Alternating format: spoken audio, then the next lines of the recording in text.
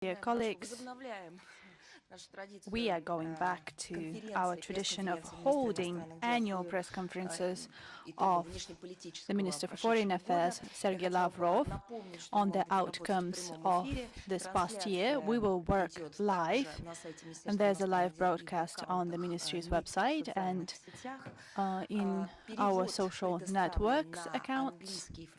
We are providing interpretation into English, French, and Spanish. Today we have a kind of a hybrid format.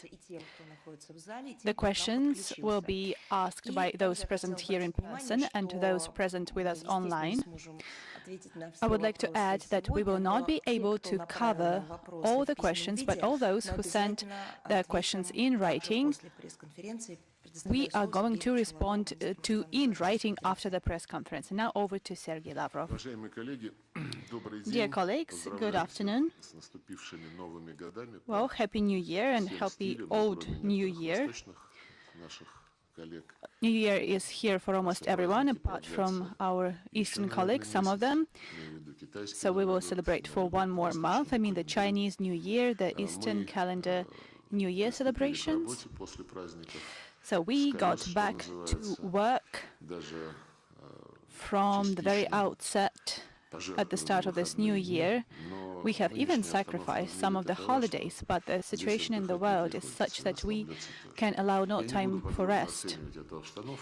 I will not provide you with a detailed description. I'm sure that you're aware of the very detailed statements by President Putin at the extended collegiate meeting of the Ministry of Foreign Affairs and the Ministry of Defense, and just recently his statement at the press conference on the 23rd of December.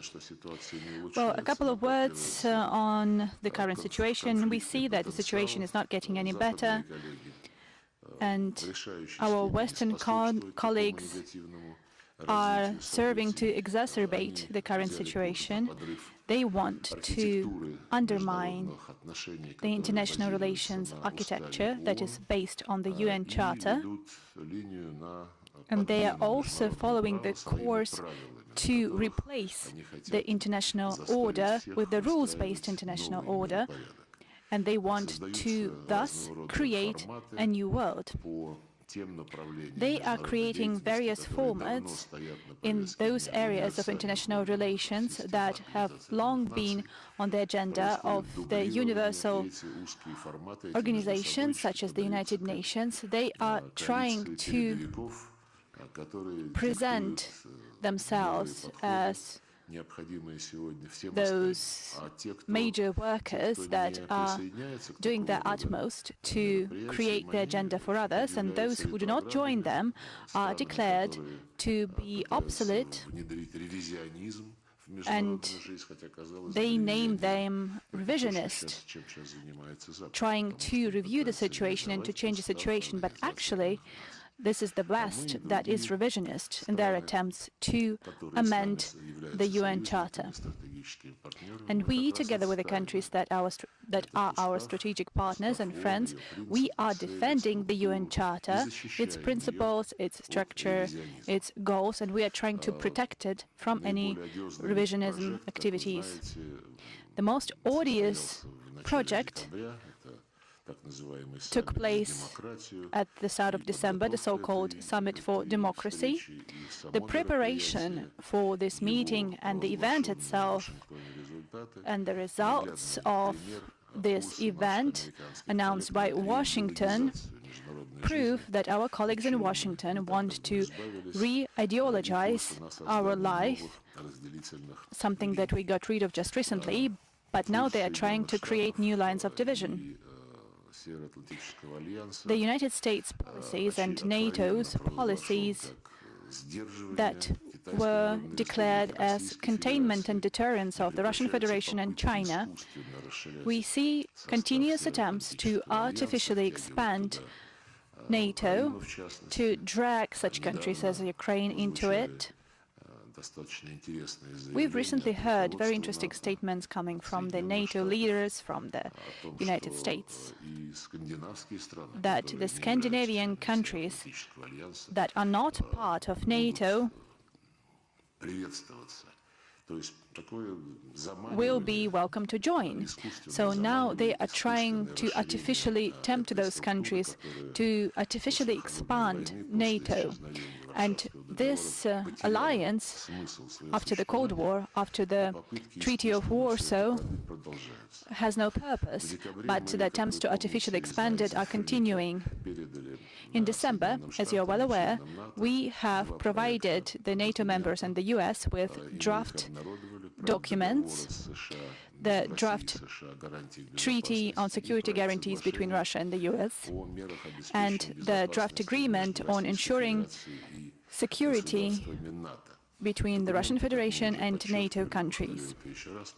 As we have highlighted several times, these documents come in package and seek to exclude any further eastward expansion of NATO and the deployment of threatening weapons systems close to our borders. On the 10th of January in Geneva, we had talks with our American counterparts, and on the 12th of January,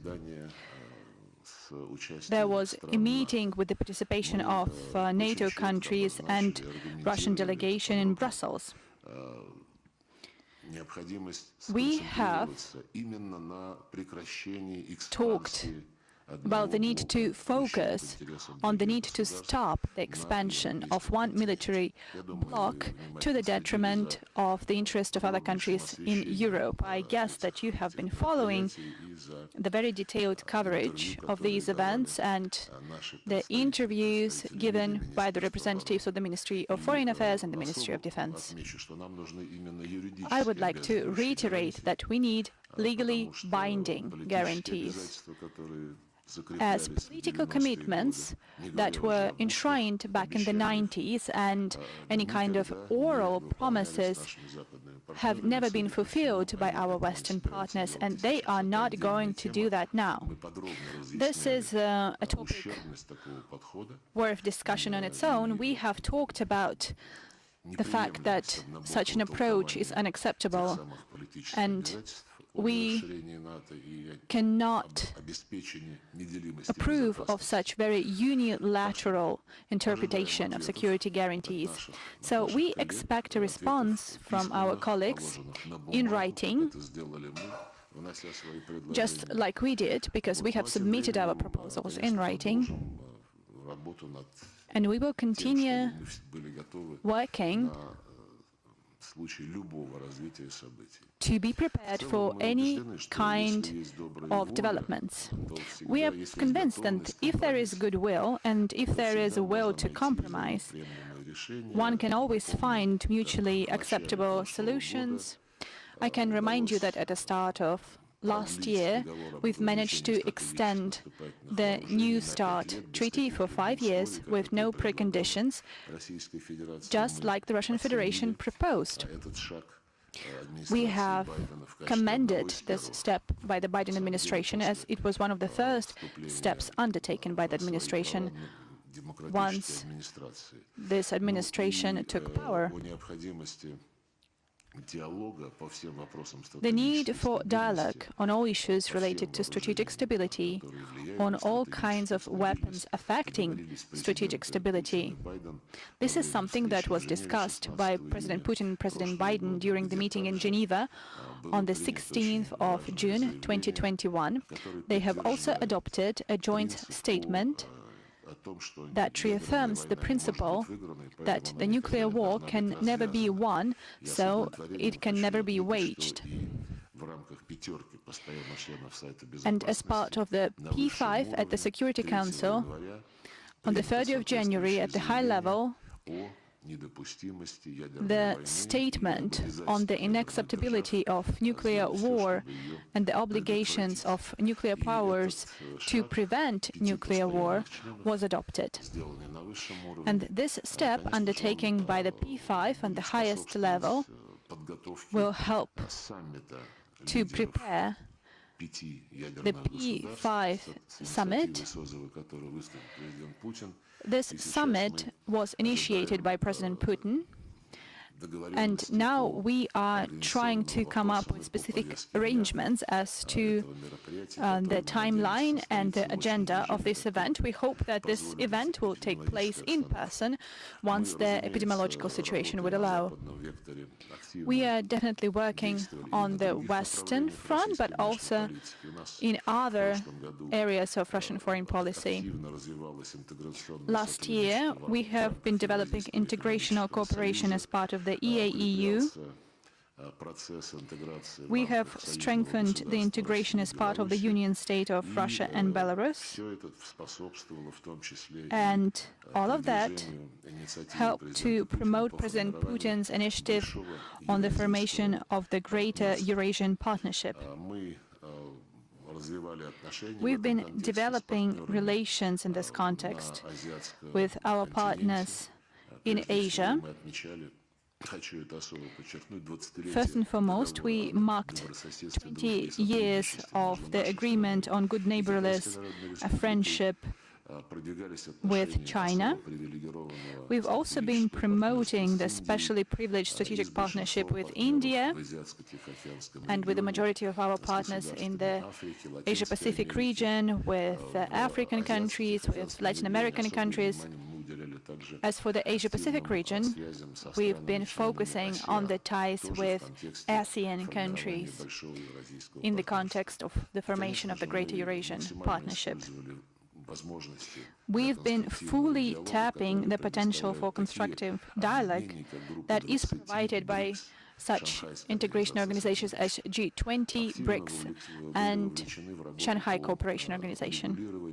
We've been engaged in resolving various conflicts, such as the conflict in Nagorno-Karabakh, Syria, Afghanistan, Libya, the Iran nuclear deal, Palestine and Israel relations, the North Korea issue, and in other hotspots around the world. In this context, I would like to highlight the mission that has been accomplished and carried out by the CSTO peacekeeping forces. As per the request of the President of Kazakhstan, those forces help to tackle the terrorist threat in Kazakhstan. And this threat came from beyond the country's borders. We've been providing diplomatic support to the fight against the coronavirus pandemic. As you are well aware, Sputnik V has been authorized for use in 71 countries, and we continue in our contacts with our international partners to explain the practical significance of President Putin's initiative that he presented at the G20 summit in October on mutual recognition of national vaccine certificates. We already have such agreements in place with a number of countries. In 2022, we will continue to work in all of the areas that I have mentioned. We will continue to defend the central role of the United Nations and the need for full respect of the international law as it is embodied in the universally negotiated and the universally adopted documents, without any attempts to separate it into fragments and then to interpret those fragments for the benefit of one group of countries. We will continue to fight terrorism and cybercrime. We have relevant decisions in place that have been taken over the last year within the United Nations and in other formats. We will continue to support the Russian world, and we will support its unification as a multi-religious group and plurinational group. In October, the 7th Global Congress of Russian Compatriots Living Abroad took place, and we have set out our plan of action for future. We will also monitor the issues related to the freedom of expression and equal access to information. In this regard, we will continue to insist that our Western colleagues would not ignore their commitments and would fully adhere to them. We will continue talking to each other, talking to you, the media, if you're interested in that. We are prepared for that. Thank you. Now we are moving on to questions. RIA Novosti, please.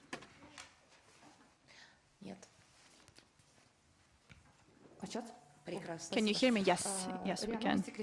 RIA Novosti, Mr. Lavrov, you've already mentioned the outcomes of negotiations in Brussels and Geneva on our draft proposals. I would like to go back to this topic.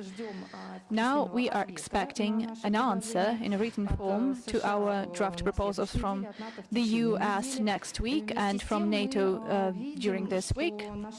At the same time, we can see that our partners are sometimes critical and negative when it comes to the comments on very important provisions of those draft agreements.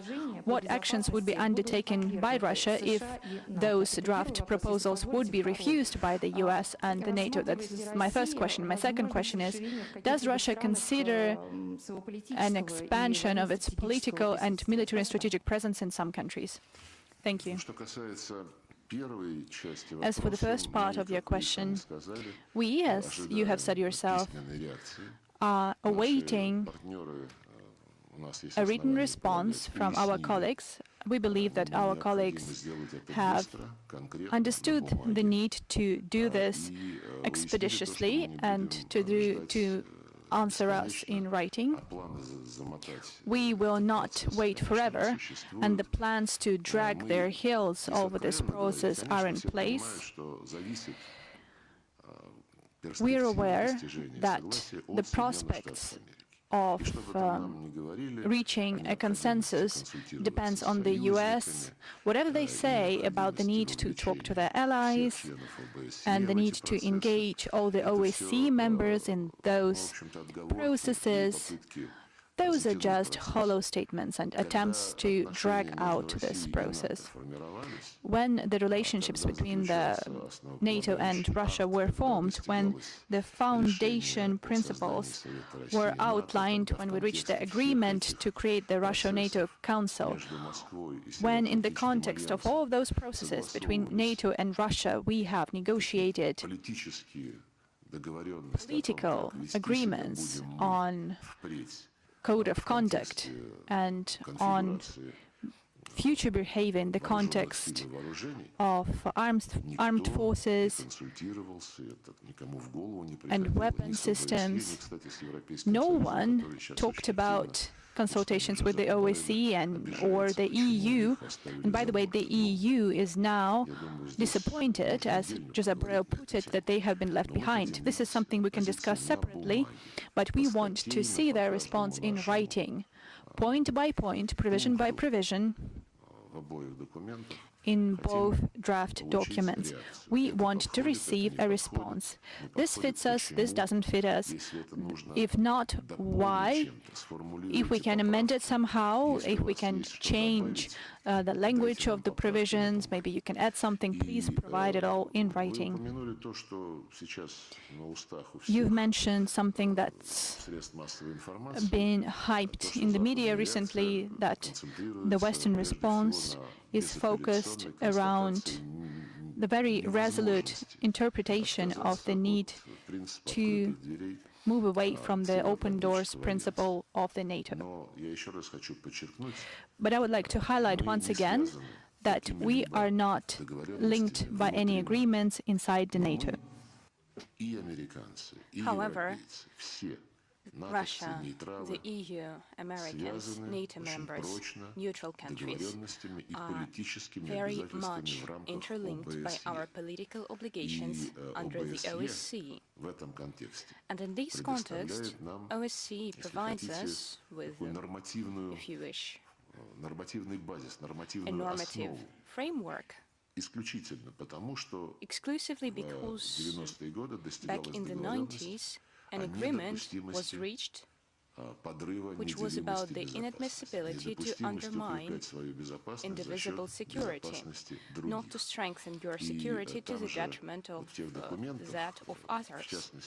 And in those legal documents, including in the European Security Charter, dated 1990, that was signed at the highest level, includes three components, and everyone put their signature under these components. Number one is something the West likes to evoke currently, the right to choose ways to ensure your security, including alliance treaties. The same document says, by the way, that each state has the right to remain neutral. We should remember that as well.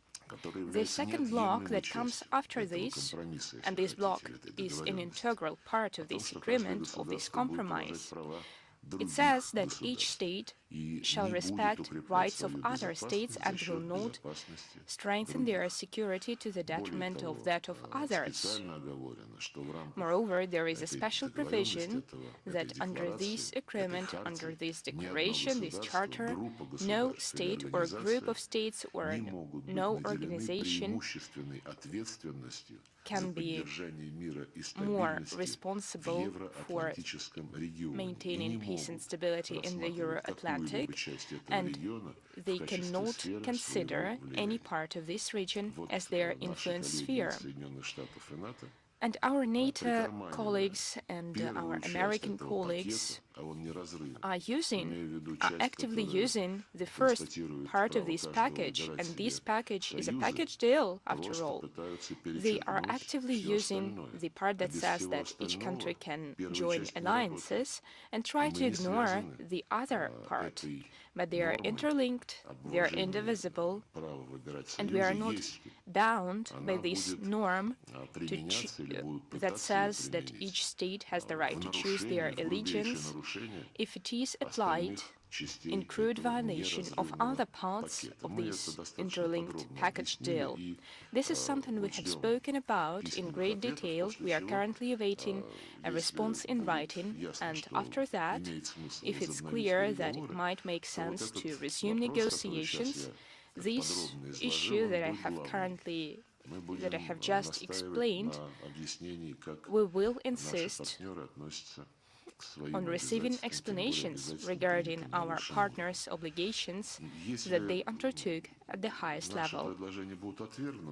If our proposals are rejected, well, when it happens, or rather, if it happens, let me remain optimistic.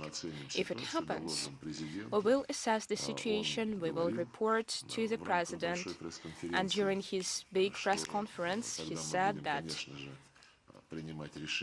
in such a case, we would make our decisions taking into account all factors, including our security interests. There is no way to predict the future, something that our Western colleagues are trying to do. I believe that it's counterproductive.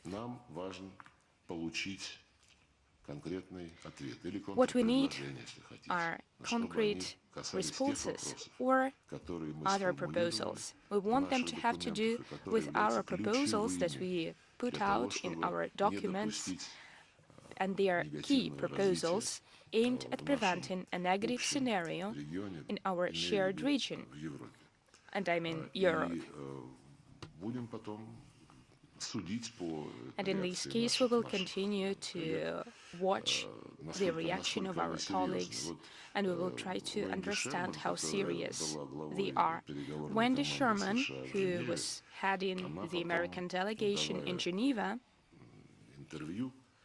later gave an interview, and she said that those were not negotiations. That was a meeting to study each other's positions. Well, that's very eloquent, because we came with our positions that were formulated in writing months before the Geneva meeting. Over these months, the US failed to study our proposal so as to formulate their own position. And instead, they chose to follow their oral explications. Well, this stage is long over. What was your second question? Opportunities? The speaker's mic is off.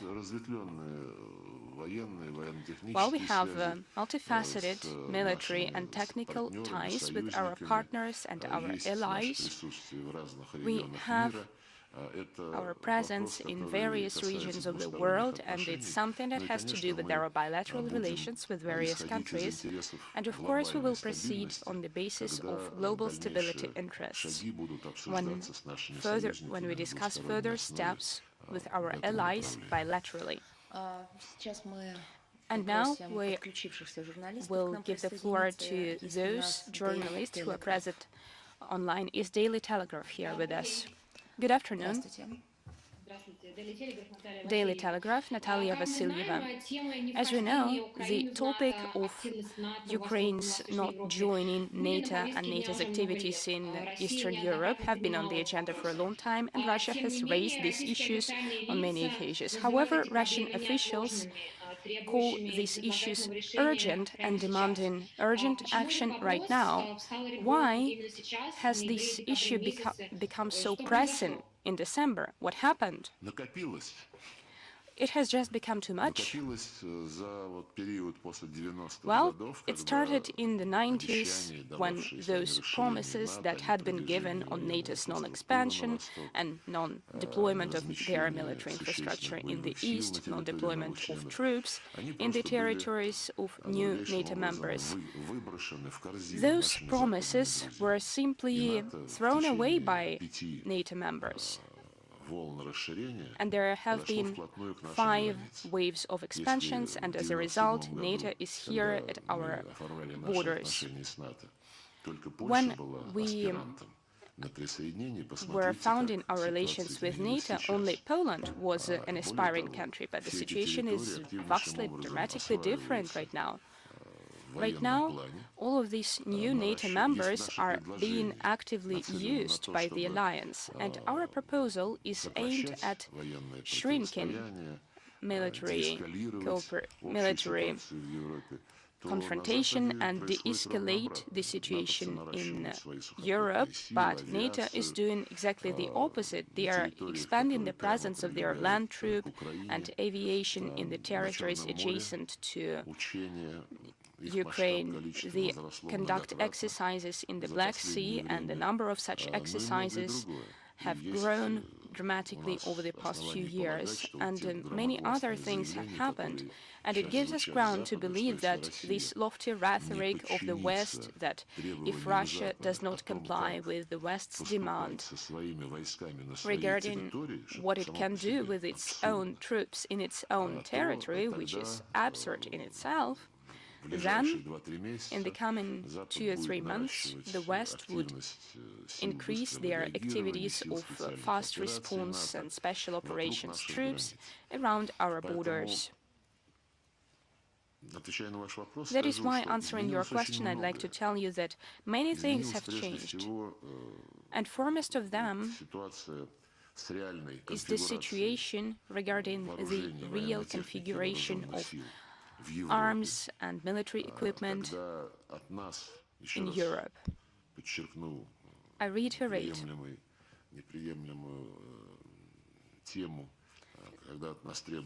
that it's inadmissible when they require us to send our troops stationed in our territory back to the barracks, when Americans, Canadians, and the English are almost permanently deployed. Well, they pretend that it is a rotation, but in fact they are permanently deployed in Baltic states and other North European states.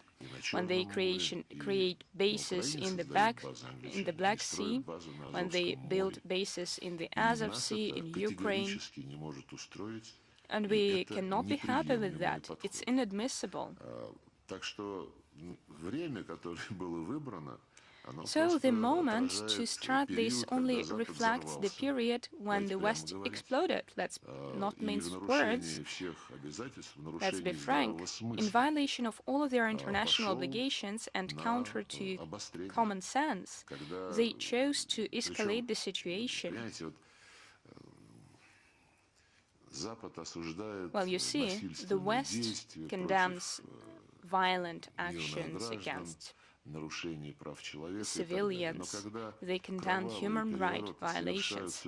But when bloody coup d'etats are made by those who swear their allegiance to the West embraces them.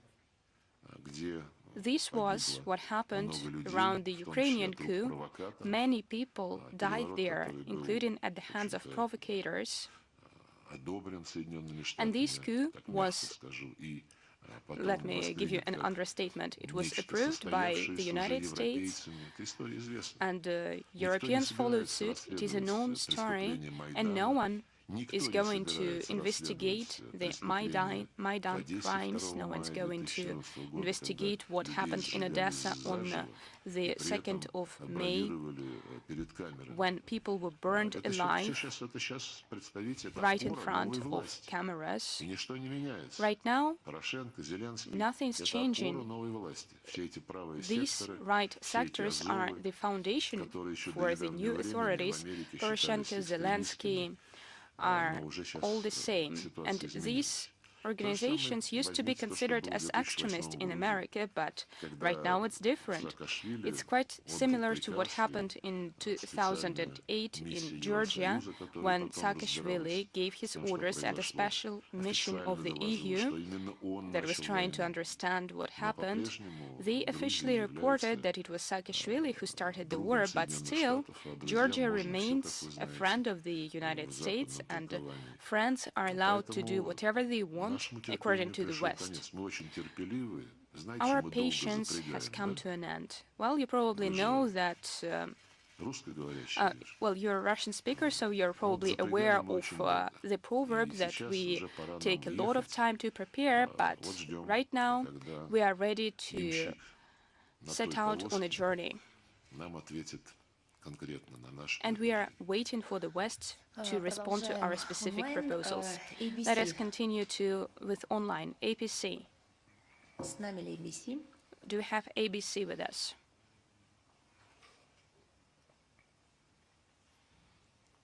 Yeah, good morning, Mr. Lavrov. Apologies, I'm speaking in English, but I know you understand. Thank you very much for holding the press conference and talking to us. America and NATO seem to have made it very clear that they're not going to give you the security guarantees that you've asked for, that Ukraine and other countries will not join NATO. Russia has admitted that the talks have failed to address the grievances. Now, assuming that this position doesn't change, it seems to me that whatever letters are exchanged aren't going to bridge that gap. If you don't get the guarantees you've said that you need, that there will be a military response. What does a military response actually mean? Could you lay that out? Are you ready to use military force to ensure that Ukraine never joins NATO? Not necessarily an invasion, you've ruled that out, but what does a military technical response actually mean? If I can also ask, just as a supplementary question, when Presidents Putin and Biden met in Geneva, there were assurances that President Putin would look into the case of Paul Whelan and Trevor Reed. Is that still the case? Is this still being looked at? Is there a possibility that the two men might, in fact, be released? Thank you very much. Насчет ответа я не могу вам ничего добавить.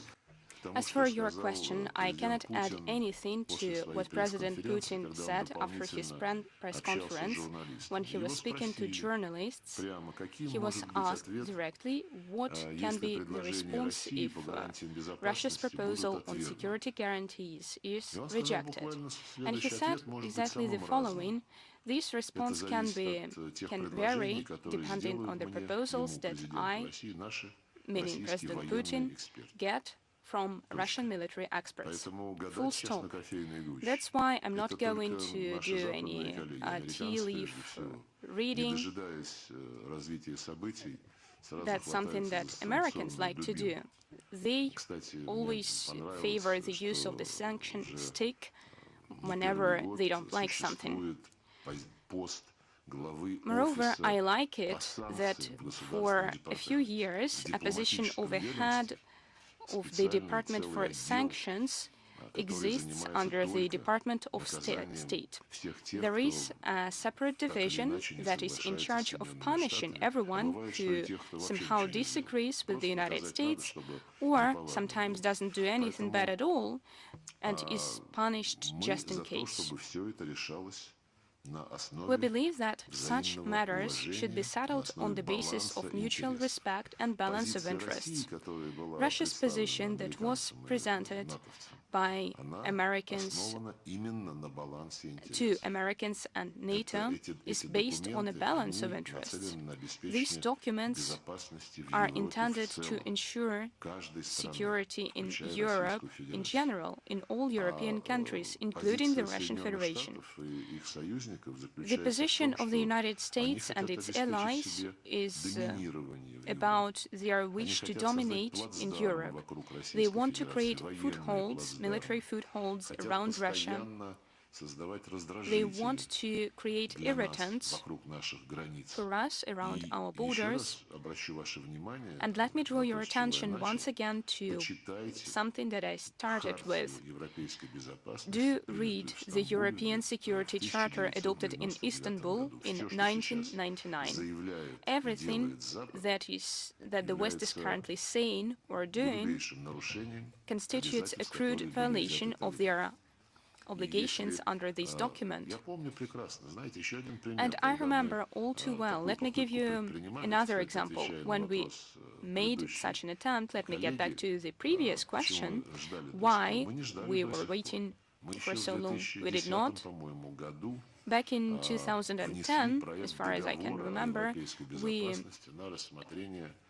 proposed a draft agreement for the West, for our Western colleagues to consider. And we were misunderstood. We were told that was never going to be discussed. Back then, we quoted texts of documents, including the European Security Charter and other documents that state the need to respect the indivisibility of security principle. And we only said that we simply want to translate political obligations into legally binding form. The response was very informative. Dear friends, legally binding security guarantees can only be given to members of the North Atlantic Alliance.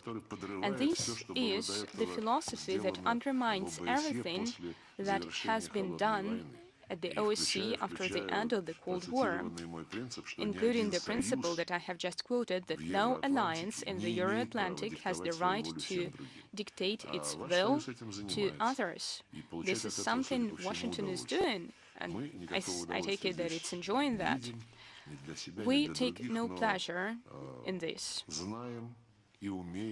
However, we know how to ensure our own security in any case.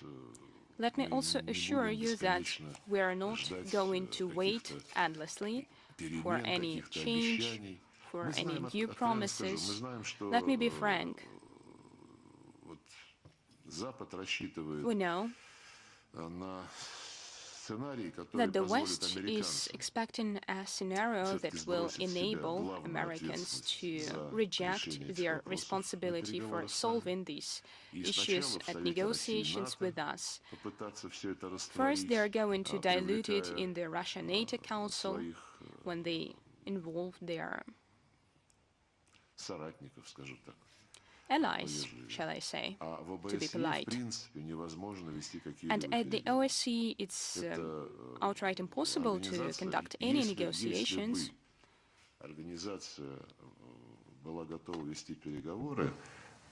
If this organization would be prepared to negotiate, then it should become an organization first and foremost, and they do not even have a charter, so that the OSCE would be a legal entity in global affairs.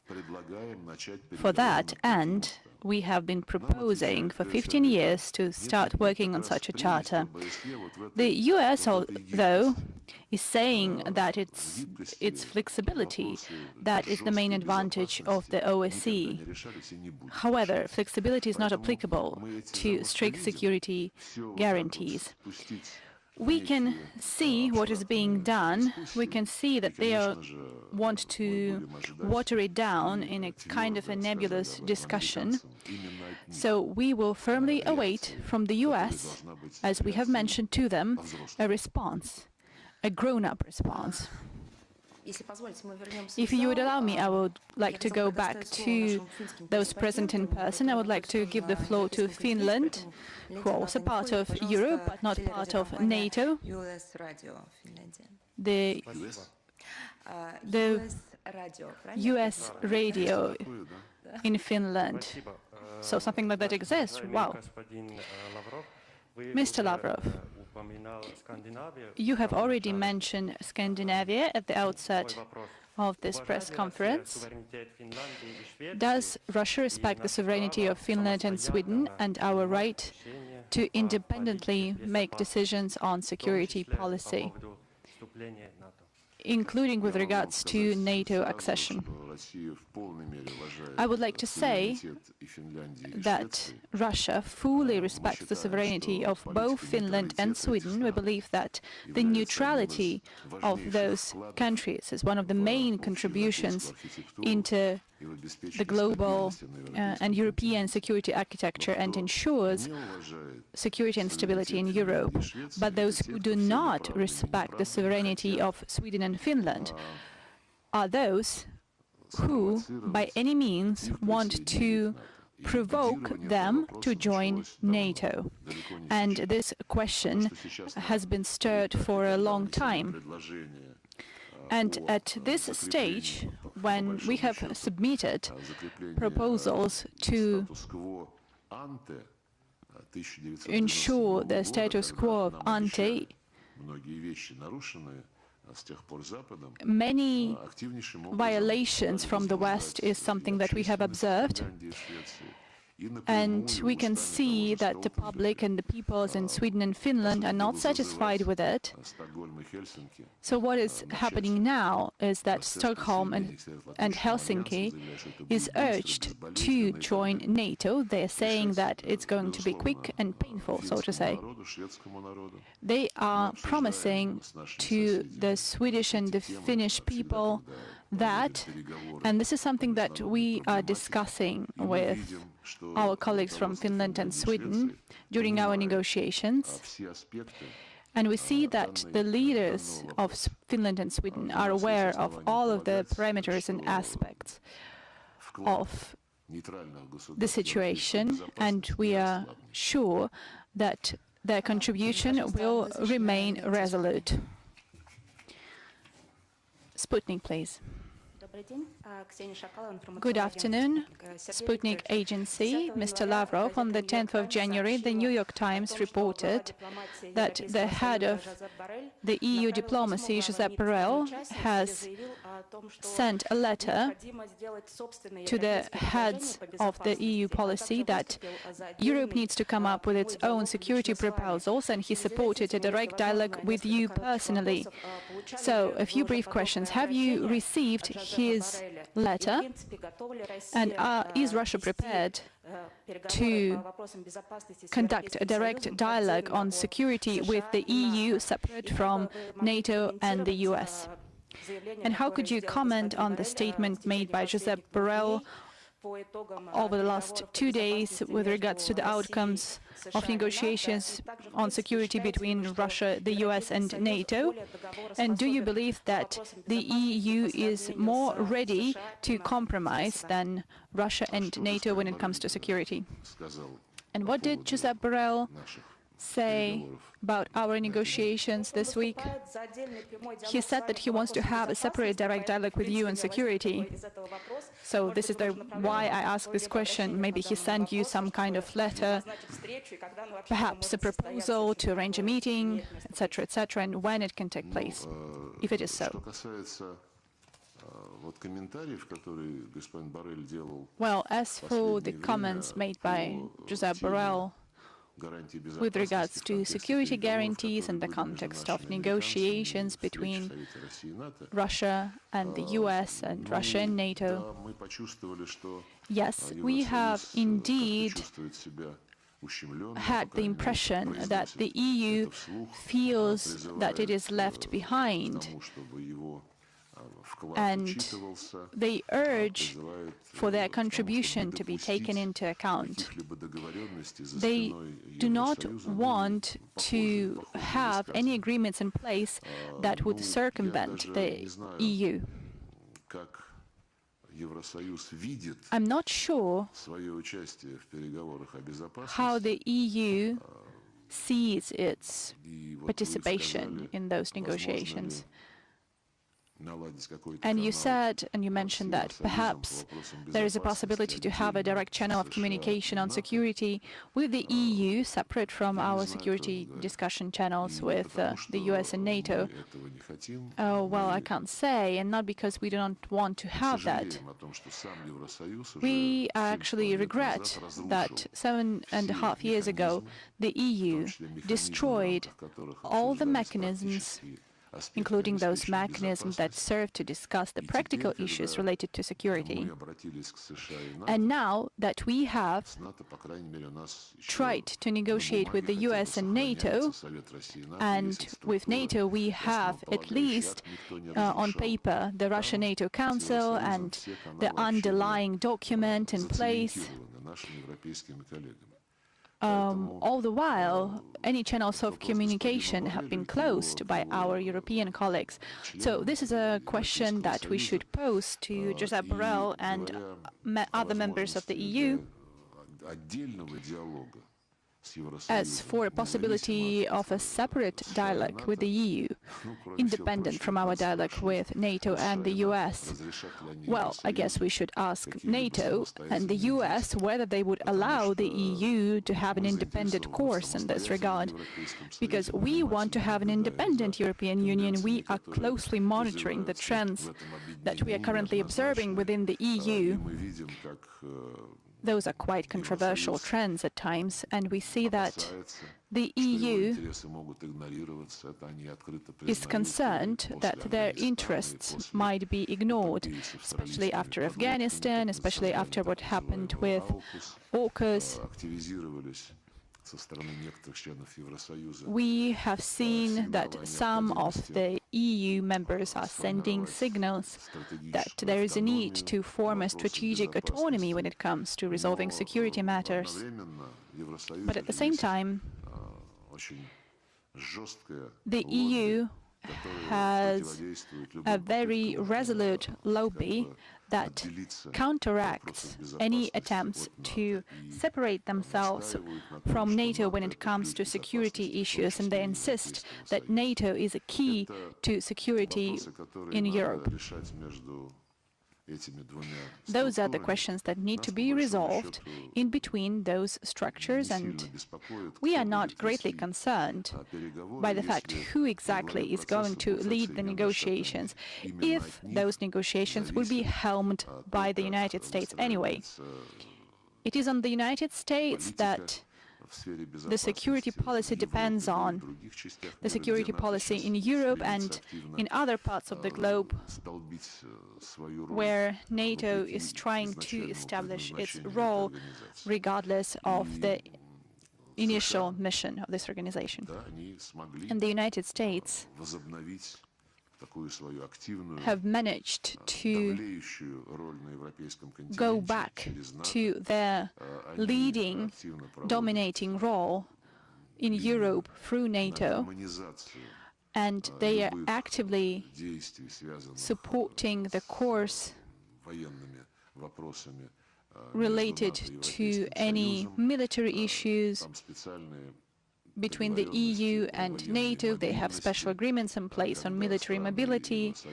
When the EU countries not part of NATO should provide their territory and their transport infrastructure for the movement of NATO forces. This is a very serious issue, and Sweden and Finland and Austria are sometimes taking part, and even quite often are taking part in military drills.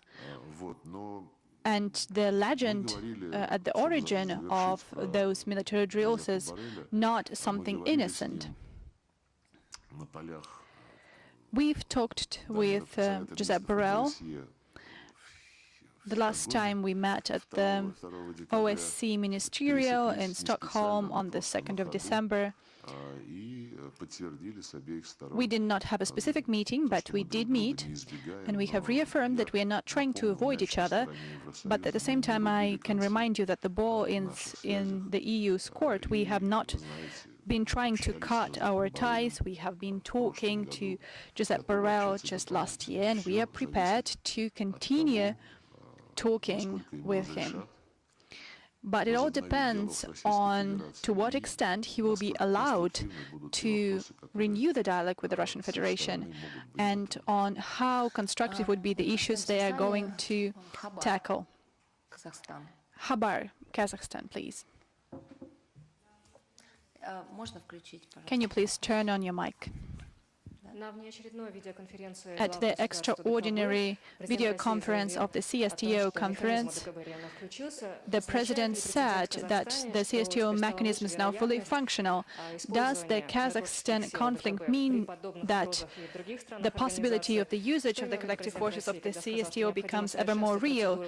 And what was meant by the need to advance the procedure for the use of joint forces, and how the forces would be consolidated to fight the sleeper terrorist cells? I believe that the situation in Kazakhstan and the fact that the President of Kazakhstan has addressed and has requested the help of the CSTO member states showed that the efforts undertaken within the organization to create a peacekeeping potential, to create a peacekeeping contingent, were very relevant. As they say, if you want peace, prepare for war. Likely, we did not see a war, but the potential of those peacekeeping forces proved that they are capable of resolving issues to the global community. The West was astonished by the speed with which the events unfolded in Kazakhstan and the speed with which the forces from all the CSTO members were deployed in Kazakhstan. The West saw such rapid deployment for what it is, and I hope that we will not have any recurrences in future of using and deploying such forces. But if we would go back to the old Russian wisdom, we hope that nothing like that would be repeated again. We are doing everything in our power so as to prevent any such recurrences in future. But if anything should happen, we should be prepared, because attempts from the outside to dismantle the situation in Asia have been increasing, and those attempts are becoming ever more insistent and ever more risky, especially after the US withdrawal from Afghanistan together with other NATO members, and they left Afghanistan in the state that it is currently in when we need to restore the statehood of Afghanistan. Something else you asked? About the sleeper cells, sleeper terrorist cells. Well, it's all included in the mandate of the collective forces. It also includes fighting sleeper terrorist cells that should be carried out not by armed forces, but by special services, intelligence services. We have relevant structures in place under the aegis of the CSTO and under the aegis of the Security Councils of our countries. So now this issue would be taken even more seriously, and their work would be ever more relevant. Mir TV program, please. Mr. Lavrov, I represent the Mir TV company.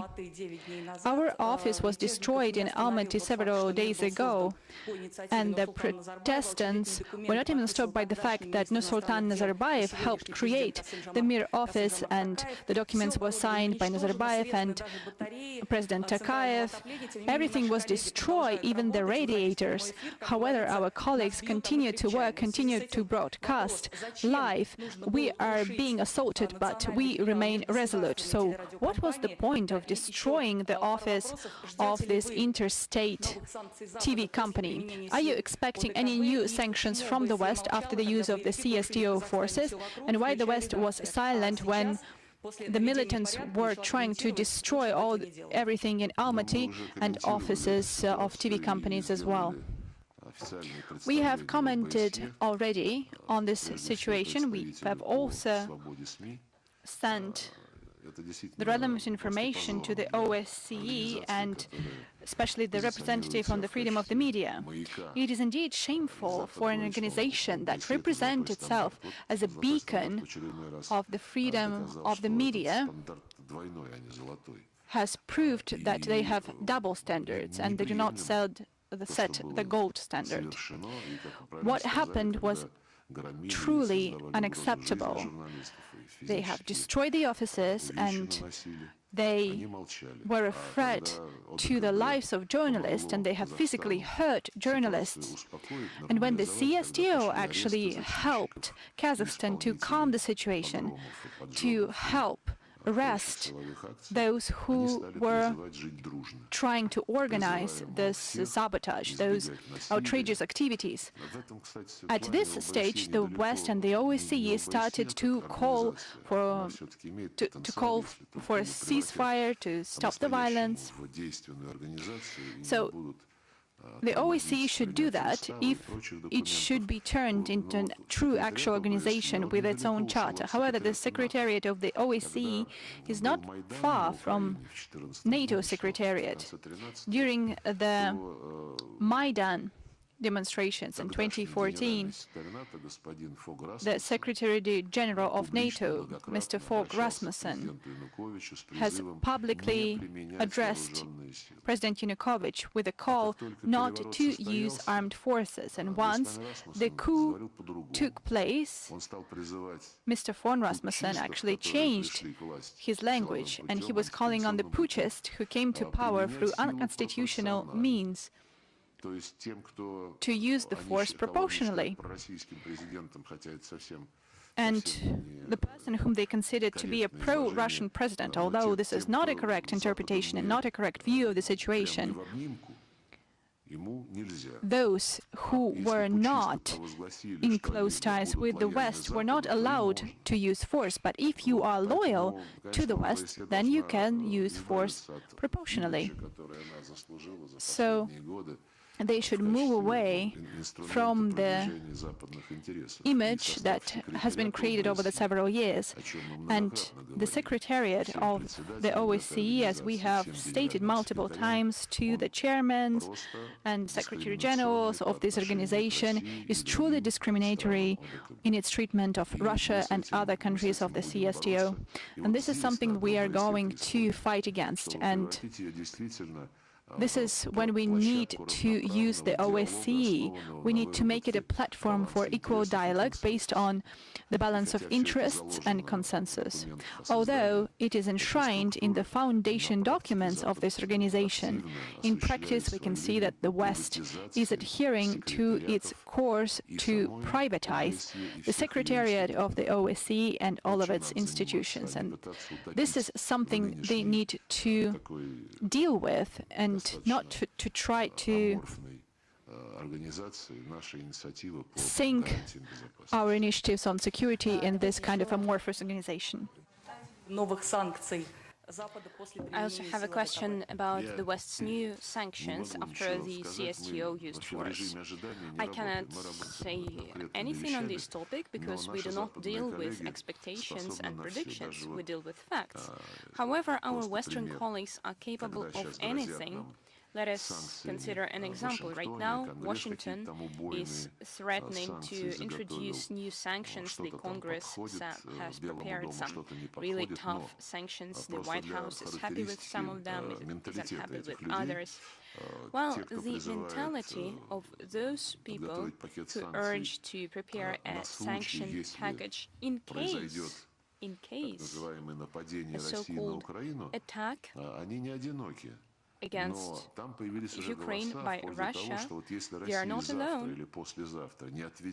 However, right now we hear that unless Russia withdraws its troops in its territory from the Ukrainian border, there will be sanctions against Russia without any attack. Well, anything could happen. However, we are ready for any scenario, and as for economic aspects, well, perhaps we used to have some illusions, but over the past 7 years, those illusions are gone. And at the Gaidar Forum, we considered this topic, and our famous economists, reputable liberal economists, are now very clear that we can only rely on ourselves. Those mechanisms of economic ties that depend on West-controlled structures are, of course, fraught with risks, and we are getting rid of those risks in a consistent manner, including first and foremost in high-tech. Let us get back to online questions. We have many questions. We have many journalists from Germany. Let us start with RD. Are you here with us? Good afternoon, German television. My question is going to be about Ukraine. If we take a look at the polls in Ukraine regarding joining NATO, even if it's not very realistic at the moment, we have an impression that the more pressure Ukraine is suffering from Russia, the more people in Ukraine say that they would like Ukraine to be a NATO member. How would you comment on this? I suppose that you see this situation in the same way. Well, apparently it's the continuation of the topic we have already covered today. Germany believes that Ukraine needs to be supported in it. When Ukraine wants something, we will do it. Don't you want to know what Russia wants?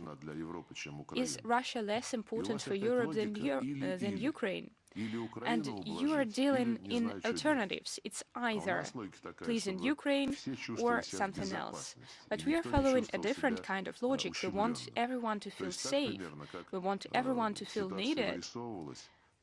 Just like the situation was like after the reunification of Germany, when they gave us the not an inch promise, meaning that they would not move military infrastructure of NATO to the east of the Oder.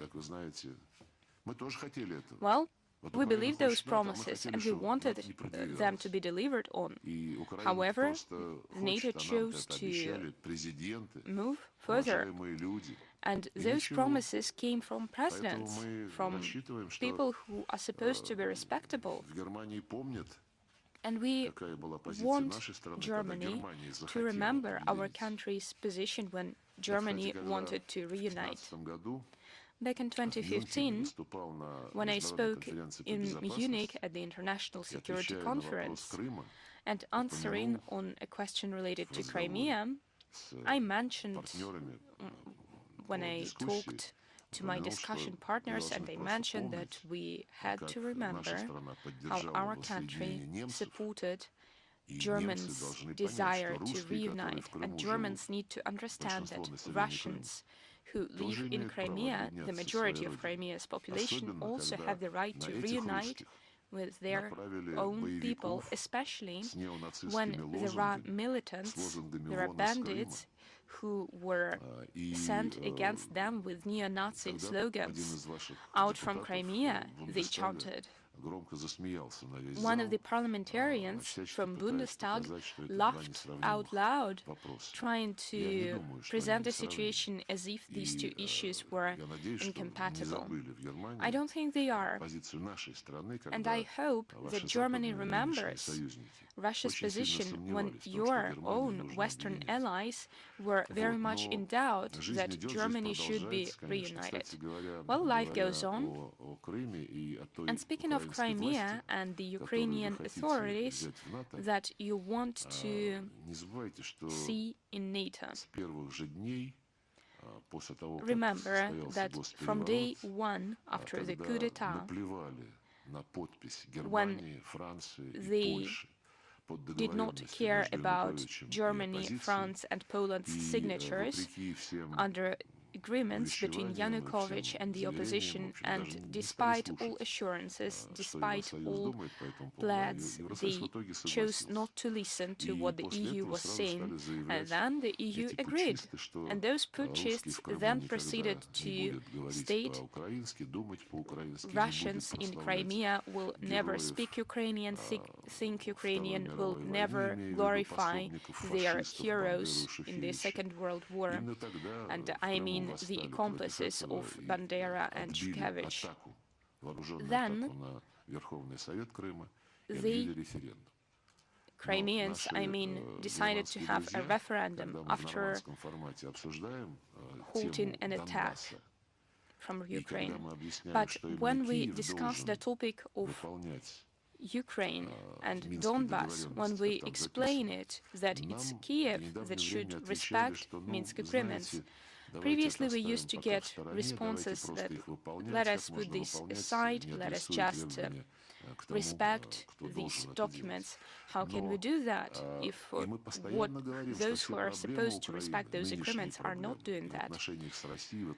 And Russia's problems and Ukraine's problems with its own people, including with Crimea, started with this unconstitutional coup d'etat. And our Western colleagues used to say, oh no, it started with the annexion of Crimea. But when we explained the origin of this conflict, they didn't know what to say. But recently we were told, well, you think it was a coup, but we believe that it was a democratic processes.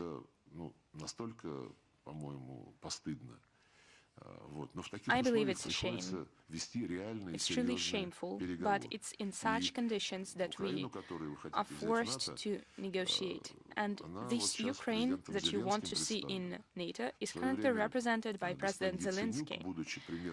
Back in the day when Yatsenyuk was Prime Minister of Ukraine, spoke about people in the east of Ukraine, in Donbass, who were opposing their power, called the people in Donbass, he called them non-people.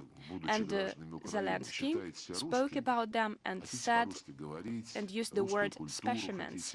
And he said, if you want to speak Russian, if you want to live in Russian culture, well, pack your things and go to Russia. Perhaps he should get rid of those people who don't want Ukraine to be involved in NATO, who understand what risks for Ukraine this joining NATO is fraught with. Well, in the current situation, we don't have a choice between whom to support. We should all reunite and be adults when we discuss how we can make sure that what the West said about their obligations not to strengthen anyone's security to the detriment of that of others is respected. There is a meme, not a word about Ukraine without Ukraine. And here at these press conferences we have a long-standing tradition to give the floor to Ukrainian journalists. I believe it's time to respect this tradition. Is it Mr. Tsimbaluk? No, this time I believe it's Anatoly Sharia. Good afternoon. I'm not Cymbaluk, New Новое Издание, and I'm personally sanctioned by the president. We have a question. What did Moscow want when it started a dialogue on security guarantees? Because Russia could not fail to understand what the West would respond with, and you have already mentioned the responses that were voiced previously. Why did you need that? In Ukraine, there is a theory that Moscow intentionally requested something big in order to bargain for something less, maybe behind the scenes. What are the real arguments that Russia has in order for the collective West to change their position? Can it be Cuba or something else? We were not trying to play some games. We were not trying to follow this scenario that some in Ukraine have mentioned. I mean, ask for more and you'll be given less. That's a very well-known, a popular trick that is very commonly used in life, in politics, but we are much more serious than that. We categorically reject the fact that right there at our borders, NATO is going to appear. Especially given the policy that the Ukrainian leadership, both previous and the current ones, are conducting. For us, it's a veritable red line, and they know it all too well. Point number two, even if Ukraine remains out of NATO, there might be bilateral agreements with Americans, with the British, with other countries who create military sites, bases in the Azov Sea. And it's unacceptable for us as well. Because when strike weapons are deployed in neighboring states, and these weapons are going to represent a threat for Russia, is another red line. And the EU, we have already mentioned the EU and Ukraine. The EU is currently very active in promoting their plans on sending a military training mission to Ukraine. They want to make their own contribution to training anti-Russian units.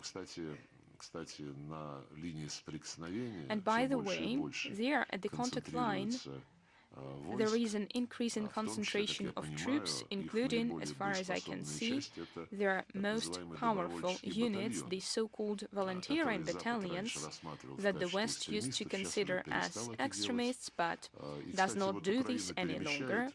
And Ukraine is currently redeploying troops in its territory, including along the contact line. It has amassed an uncommonly high number of troops, but the West is not concerned with that. It is instead concerned with what Russia is doing in its territory. Let me remind you, however, that Russia has never, ever publicly or privately threatened the Ukrainian people anywhere, anytime. But speaking of Mr. Zelensky and his allies, they are doing this openly. I have already quoted Zelensky when he demanded that Russian speakers leave Ukraine. What happens if he decides to use those armed forces in order to expel Russians from there, because Kiev is considering this plan B. Mr. Kuleba spoke to Croatians about their experience of the so-called Storm operation when 200,000 Serbians found themselves outside their former motherland and became refugees. That is why I suggest that when our Western colleagues consider who moves their troops where in their own territory, let them consider the goals proclaimed by Ukrainian radicals, headed essentially by the president, regarding ethnic Russians and Russian speakers. We'll take another online question. Open TV Greece, are you here with us? Да, добрый день. Good afternoon. Ну, у меня вопросы как-то тоже косвенно связаны с My question Украиной. has to do with Ukraine. Греция старается, кажется, не фанатично поддерживать общие Greece is натовские not all решения, that fanatic in supporting NATO's decision. However, it develops and restores its traditional relations with Russia. It's not easy for small countries such as Greece. And recently, we see the Kremlin and the Russian media mention new American bases in the city of Alexandroupolis in northern Greece, and its participation in the redeployment of military equipment in Ukraine. How critical is it for Russia? Has it been discussed? It's been 3 years since the world orthodoxy has been undergoing its perhaps first ever geopolitical schism, and the situation is exacerbating, this schism is deepening. Perhaps diplomacy could help churches so that our common traditions, common history, so that we search for compromise. Вы сказали, что Греция не фанатично you have said поддерживает НАТО. That Greece is not fanatic in supporting NATO. Нашими коллегами, с греческим народом, с Грецией как страной, As for Greece, the Greek people, and Greece as a country, our relations with them are very historic. We remember Capodistri, who became the first ruler of modern Greece after serving in Russia in its foreign policy service.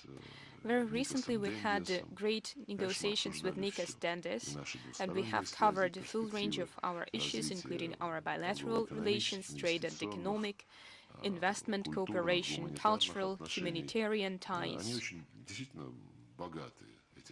And these relations are very rich in all dimensions, including our security cooperation. We have touched upon the topic of these new developments in American-Greek relations on increasing the status of the Alexandroupolis port in order to be able to host American Navy.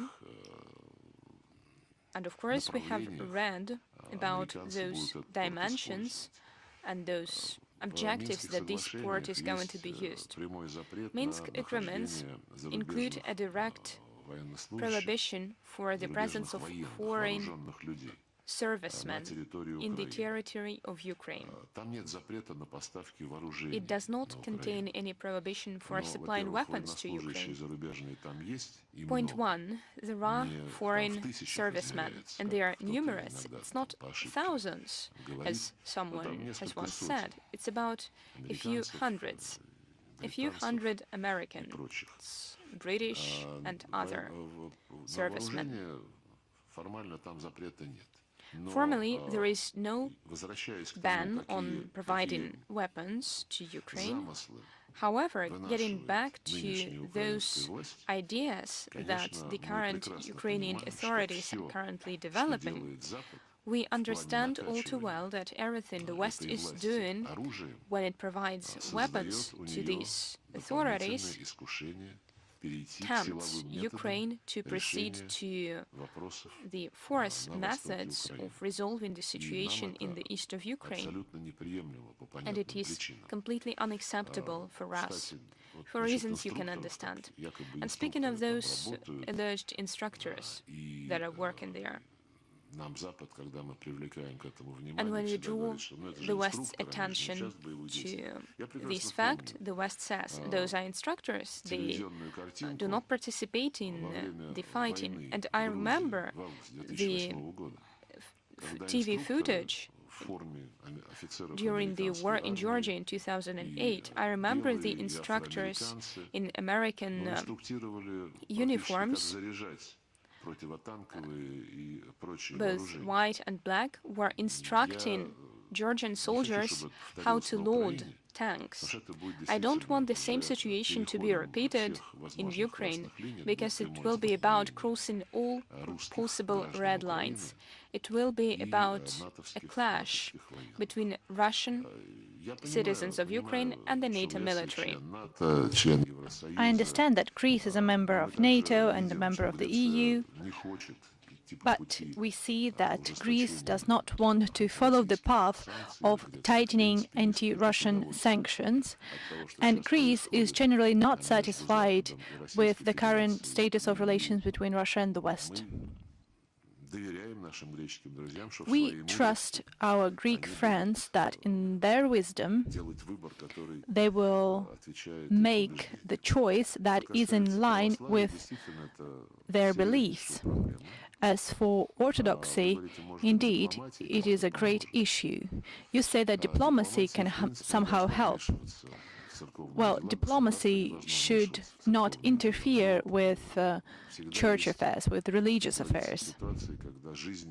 But at the same time, we know that in some situations life is more complex, and the current situation was brought about directly by the United States. They have formed a special mechanism. They had a special representative on the freedom of religion, who was mostly dealing not with religious freedom, but was providing financing to the Constantinople Patriarch so that he would create a schism in Ukraine and create a non-canonic church in Ukraine.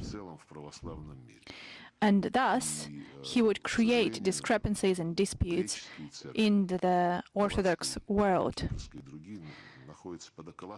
And unfortunately, the Greek churches and the Cyprus church are under a massive amount of pressure coming from, among other actors, from the Greek government.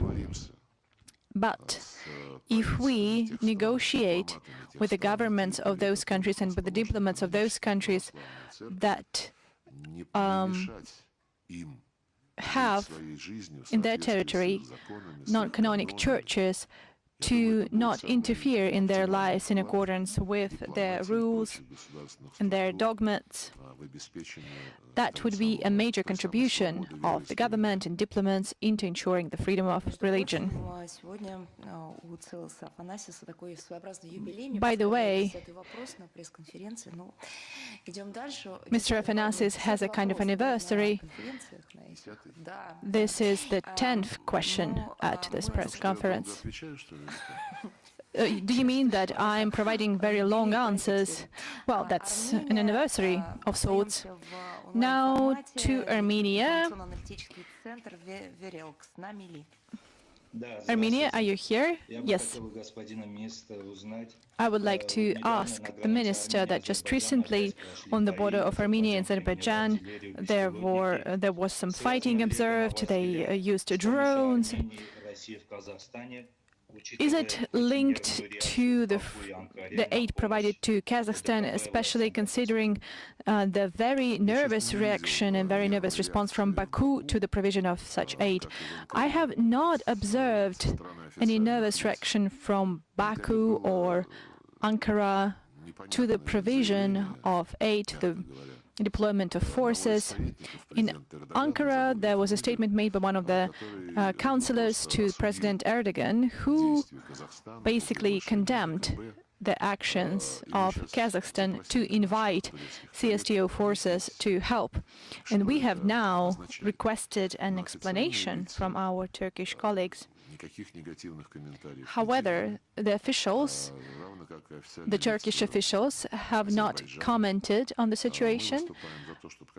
The Azerbaijani officials have not commented either. I believe that we should advance towards the delimitation of the border between Armenia and Azerbaijan as soon as possible. This is not related to the Nagorno-Karabakh issue. This is a bilateral issue, first and foremost. And for almost a year, we've been proposing to start resolving. We suggest that we create a commission on delimitation of the border. And we would like to play the role of a consultant in this process, because Russia and other structures have the relevant maps in place that reflect the various stages of the Soviet Union, that also depict the various borders, the changing borders during those times.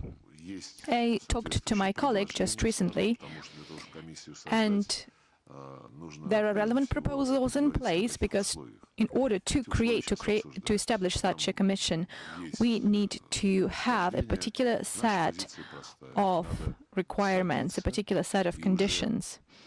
What we want to do is simple. We need to talk, and as part of the newly created commission, to resolve all the issues that still remain unresolved. Now going back to those present here in person, Azerbaijan, please.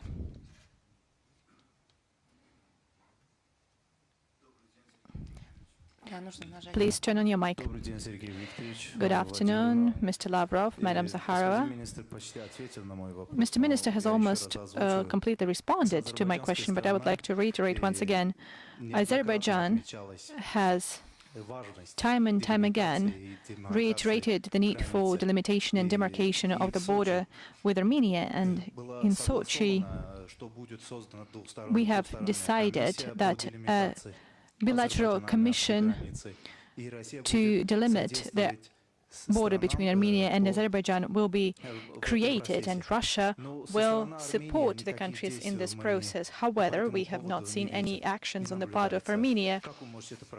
How can you comment on that? You have rightfully said that I did respond to the previous question, which was quite similar, but in Sochi the decision was made, and there was even hope that the commission would be created until the end of 2021. But, well, as I've said already, that life is sometimes more complex than theory. We do not see enough progress for the commission to be actually created, but just yesterday I talked to my colleague from Armenia, as I've mentioned, and my colleague has a lot of proposals, and now we are transferring those proposals to Baku, and we will try to do our best for the commission to be created as swiftly as possible. There are some disputes and divergences as to what should be done for the commission to start functioning. I believe it is a complicated issue, but we believe that the best way out is to create this commission and to include the items on its agenda that should be the top priority of this commission, in the order of priority. Xinhua, please. Good afternoon, Mr. Lavrov. As you're well aware, in 2014, President Xi visited the Sochi Winter Olympics. And during his meeting with Xi Jinping, President Putin said that he will, in turn, visit the upcoming opening ceremony of the Winter Olympics in Beijing, and he will hold the first in-person meeting with his old friend in almost 2 years. So, what does the Russian Federation expect from this visit? Indeed, we are preparing an official summit, an official Russia-China summit, and upon the invitation of President Xi Jinping, President Putin will visit Beijing on the 4th of February, on the day of the opening ceremony of the Winter Olympics in Beijing. And this is also the day that the full-fledged negotiation between the two leaders will take place. The negotiations will cover all of the aspects of bilateral relations. They have a very busy agenda ahead of them. The unique architecture of their bilateral ties It's truly unique. We do not have such level of relations with other countries. We have annual summits, annual meetings of the heads of governments, and annual meetings of 5 commissions at the level of vice premier ministers that prepare the meetings of the heads of governments.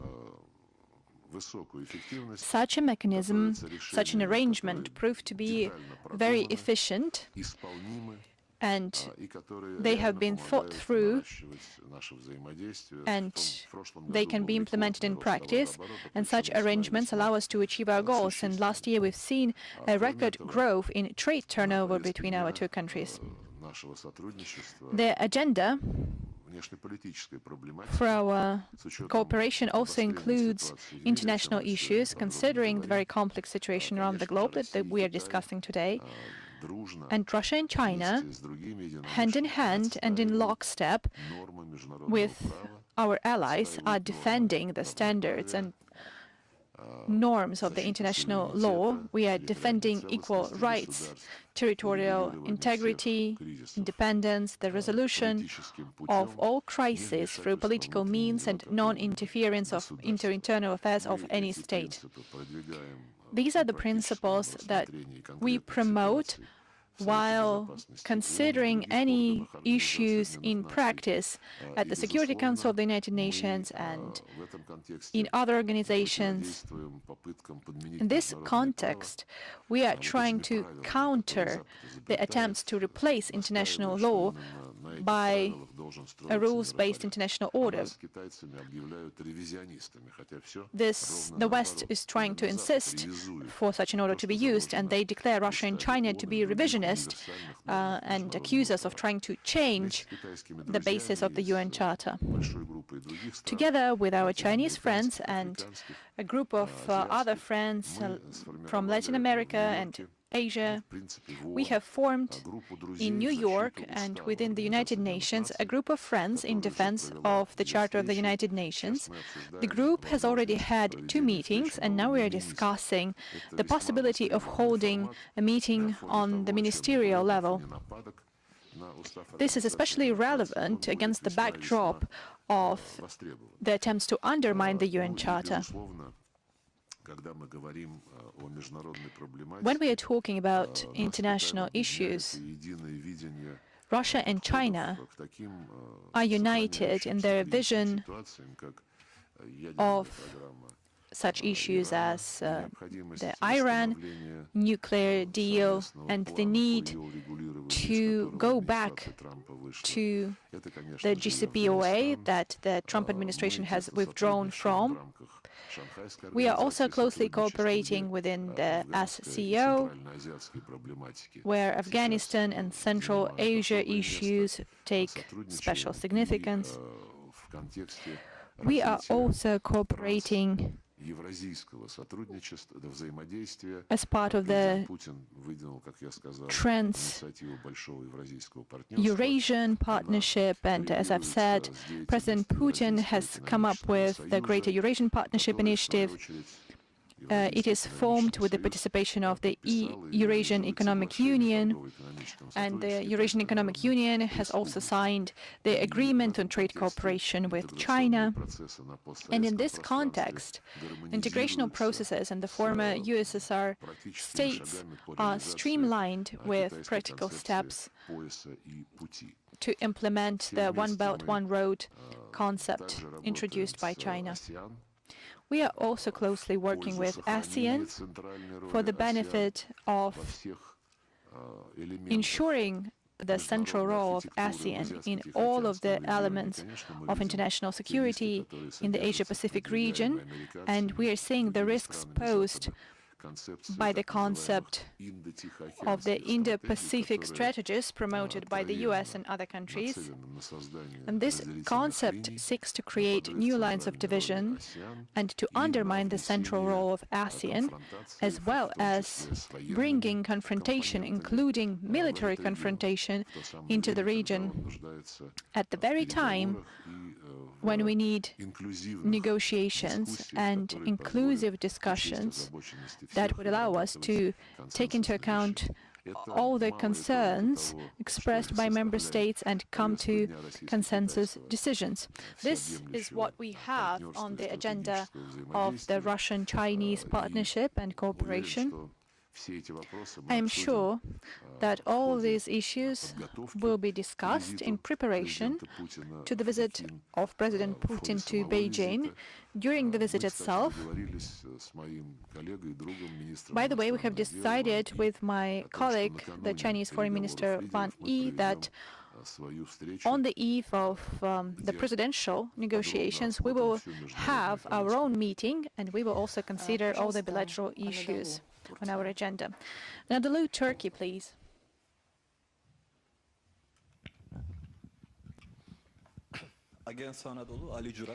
Anadolu Agency.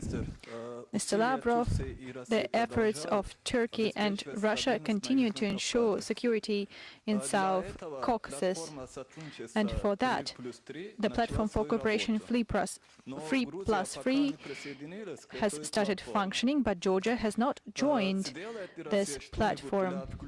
Will Russia do something in order to engage Georgia in the Free Plus Free format? And today, the representatives of Turkey and Armenia are meeting in Moscow to discuss the Turkish-Armenian relations. How do you assess the efforts that are being undertaken by both parties?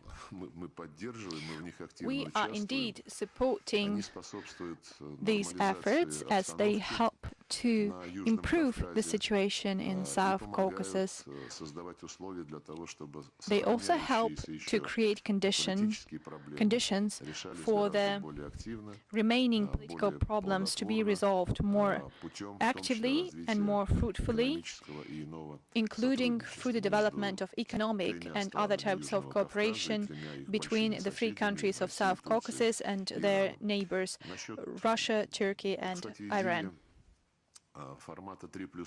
By the way, the idea of the 3+3 format was actually supported by us when it was first mentioned by President Aliyev, and then President Erdogan also mentioned it. We have seen the great unifying potential in this idea, and from the outset, and in preparation for the meeting in Moscow, we have supported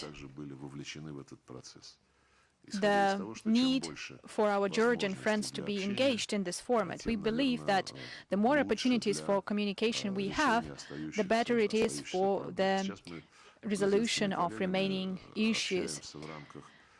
Now we are talking to our Georgian colleagues as part of the Geneva discussions on Trans-Caucasus, where we discuss Georgia's aggression in August of 2008, and as part of an informal bilateral channel between Moscow and Tbilisi that has been created some time ago. But as for the 3+3 format negotiations, they are even more important because it is in this format that we discuss the prospects of the development of the entire region. And now that we have reached the agreements on peace after the military activities of the last year, when the presidents of the leaders of Armenia and Azerbaijan, with the mediation of President of Russia, signed the agreements on ceasefire and the agreements on development of trade and economic ties and deblocking of all routes and paths in the region. This allows for new opportunities that Turkey, Georgia, Armenia, and Russia want to pursue. I believe it is in Georgia's interest to join this format with no preconditions, and perhaps they can say that in the 3+3 format we may discuss the topics that would be of interest for all the participants only. As we do not have any diplomatic relations with Georgia, although we have some areas of common interest, but nevertheless diplomatic ties were cut off by Georgia. We see the advantages in this format of cooperation, and we've been talking to our Turkish friends and to our Azerbaijani friends with the request, and to Armenia as well, with the request that they would explain to our Georgian neighbors, the advantages for them and for us to be engaged in this format, and such an engagement would not be binding on them with regards to their political positions.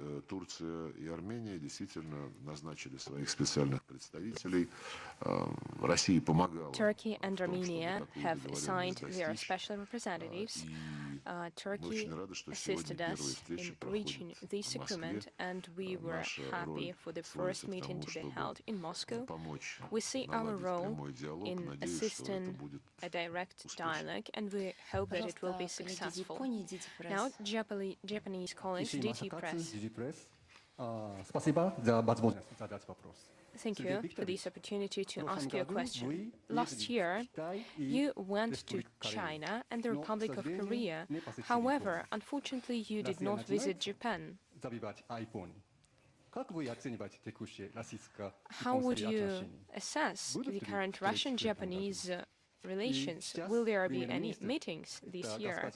Right now, the Prime Minister, when he was heading the Ministry of Foreign Affairs of Japan, he met you on many occasions, and they say that you drank sake and vodka.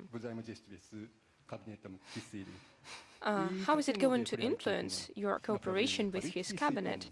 Which are your priorities in Russian-Japanese relations? Which place does Japan take in the Russian foreign policy interests? We have indeed planned a visit. It was planned for late last year, but due to those changes that took place in your country previously, it was mutually agreed to postpone this visit a little so that the new government could define their later policy on international issues and, of course, regarding the Russian Federation. We have very cordial feelings to Japan and the Japanese. We are neighbors. Our history is not simple, but over the past few decades we have managed to create an atmosphere of camaraderie that enables us to discuss various issues that remain on the agenda that need to be solved. And we would rather that these issues and work on their resolution not prevent us from moving forward, where our interests are very clearly aligned, even at the moment, and where Russia and Japan could pool their efforts together and strengthen their competition advantage in world markets. There are certain barriers on our way to promoting this logic. In Japan, there is a group of politicians and business people, politicians first and foremost, of course, who believe that first the so-called territorial problem needs to be resolved, and then everything will be all well for Russia, meaning that Japanese investment will come into the country. We believe that setting such artificial preconditions for the development of our bilateral relations, that setting the peace treaty settlement is hardly in line with Russia's or Japan's interests. Yes, we have inherited this treaty problem. This is something President Putin has repeatedly said to his Japanese colleagues, and we are interested in resolving this problem, first and foremost, on the basis of the 2016 agreement that was reached with Prime Minister Abe, when President Putin and Prime Minister Abe agreed to proceed on the basis of the 1956 declaration that says that first a peace treaty needs to be signed and then the rest will be considered.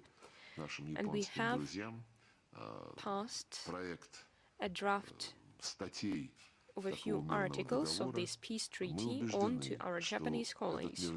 We are convinced that this peace treaty, because it's signed not in 1945 but here in the 21st century, cannot contain a single phrase, the war is over.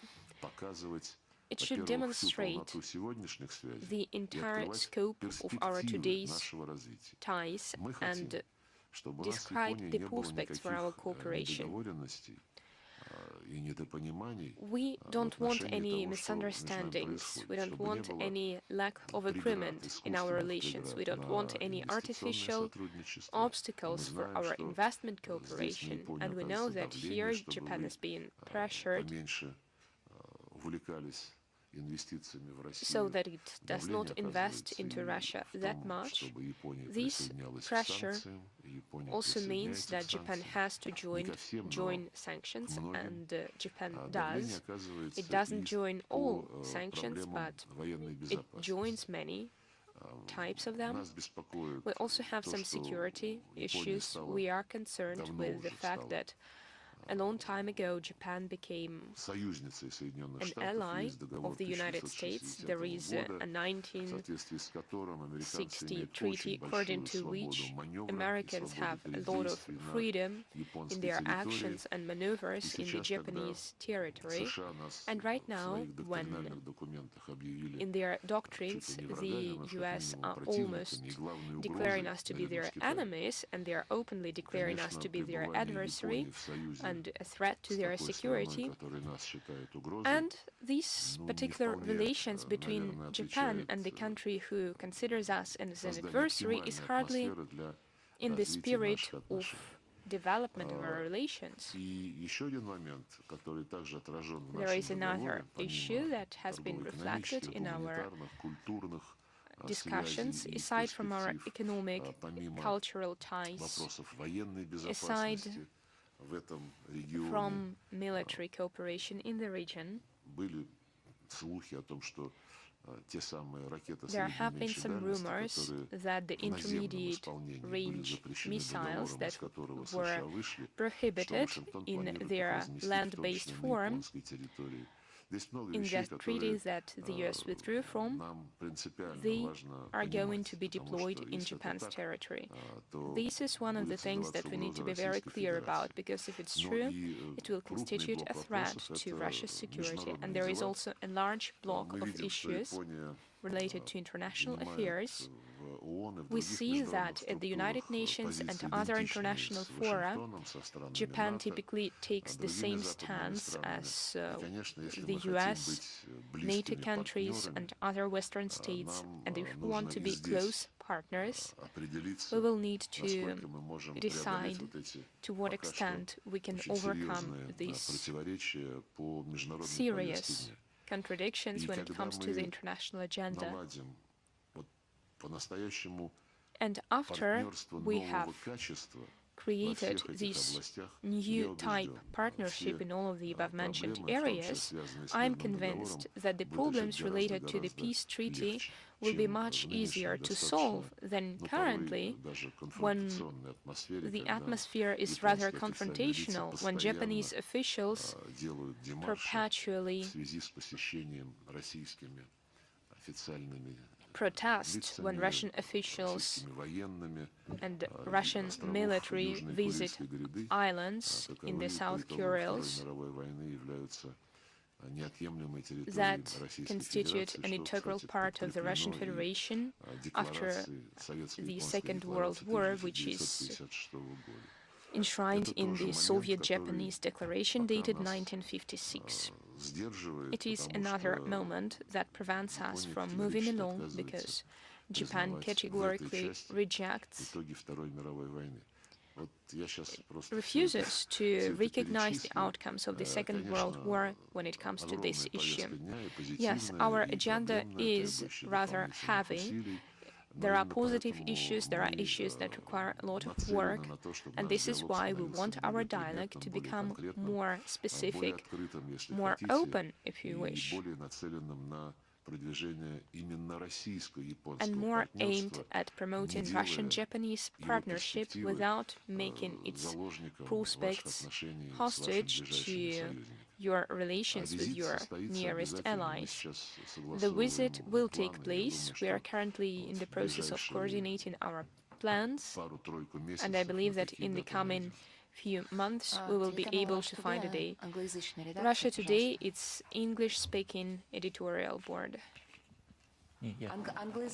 English-speaking RT, and then we'll give the floor to the Arabic. Good afternoon, Mr. Lavrov. My first question is about Russian-American relations. Antony Blinken, the US Secretary of State, claims that what President Putin has done over the past few years has only sped up what President Putin, in his own words, wanted to prevent. In your opinion, on the basis of which facts and events the head of the Department of State can make such conclusions, what could Russia say regarding this topic? First, those are lofty words the Anglo-Saxons love to use such ambiguous, mysterious phrases. Frankly, I don't really understand what it is all about here, because President Putin, especially in the latest year, has been given a priority to strengthen Russia's sovereignty. We see the Russian sovereignty and that of many other states that have their own independent policy under attack from the West. Those are hybrid attacks, as they are called today. Those are attacks on all fronts. Direct military deterrence, we have spoken about Russia-NATO relations a lot. It's about information attacks, it's about the use of unscrupulous mechanisms of soft power, NGOs directly financed by the state, and many other methods. I guess such concepts could work with some countries, but for Russia it's completely unacceptable. And our experience of the 90s, which I have dwelled upon a lot, is probably the reason why the West is saying that. Because in the 90s, the West had thought we have reached those goals that we, Americans, have set before them, and we have been assisting them in reaching those goals, including via our direct participation in the Russian government. They probably took offense, because at the moment when they believed that Russia was at the West's beck and call, and it would not defend their interests any longer, but then it turned out that it was not the case. I have spoken to Antony Blinken on many occasions. He is a knowledgeable man who is capable of listening and hearing what you say.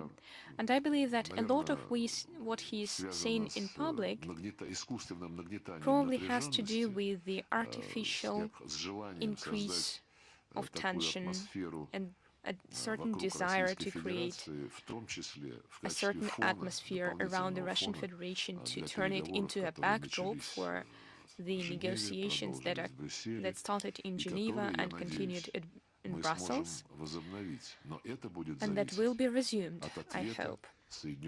But it will depend on what the US responds in writing to our proposals.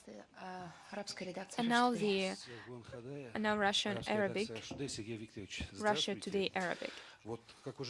Good afternoon. Russia's relations with the West are at their historic low. However, Russia is developing its relations with the East.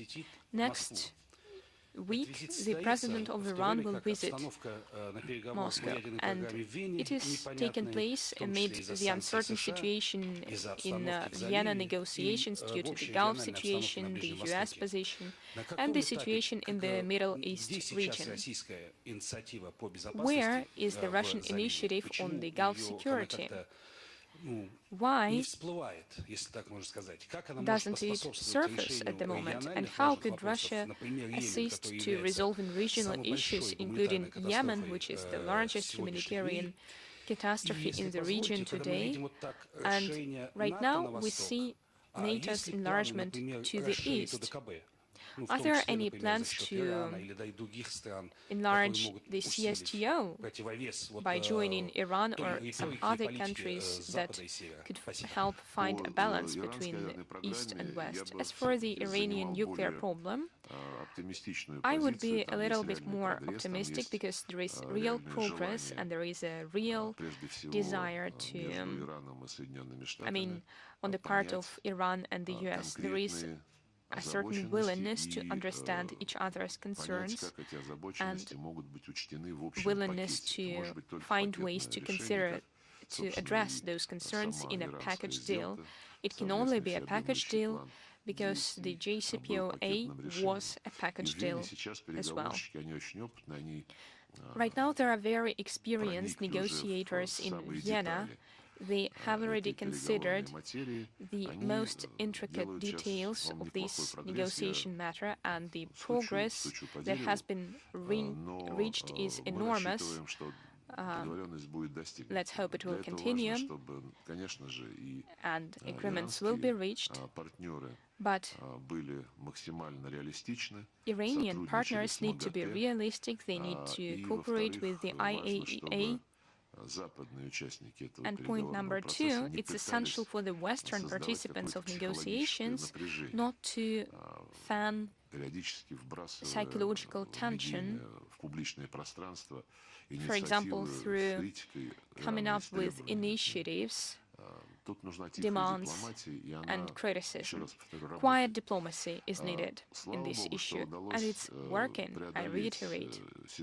Thank God we have managed to overcome a situation when the West started to launch conditions for resuming the Iranian nuclear program. Those conditions had to do with restrictions for the Iranian missile program, something that was not mentioned in the JCPOA, and other conditions regarding Iran's conduct in the region. We were against it categorically. It would have been dishonest because we were speaking about the JCPOA, which was approved by the UN Security Council as it was signed. And there we were speaking about the situation when Trump's administration withdrew from it, and we had to restore it in the same way as it used to be, without any exemptions or additions. Finally, we managed to agree on this approach. When it comes to the missile program, when it comes to the behavior in the region, we believe that all countries in the region and beyond have many grievances against each other. Iran has grievances against its Arab neighbors and vice versa. The West, including the US and European countries, also have some concerns regarding what Iran is doing. But there, we have countries, each of which has interests beyond its borders and has real influence on the events in Syria, Libya, Djibouti, Yemen, of course. You have cited an example which is very telling, I believe. When we were trying to convince others not to go beyond JCPOA in this process, we said that yes, we recognize that there are other problems that are of concern for regional and beyond the region powers. Well, let us discuss those problems under security conferences.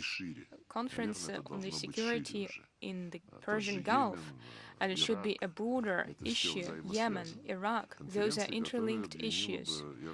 This conference would reunite Arabs and Iranians, and Iran would not be the subject of the discussion. And each country would put their concerns on the table. Missiles. And Iran is not the only one to have missiles. Arabs are developing their missile production as well.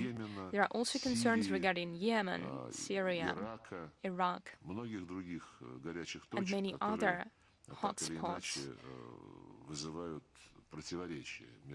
that cause some contradictions among those countries.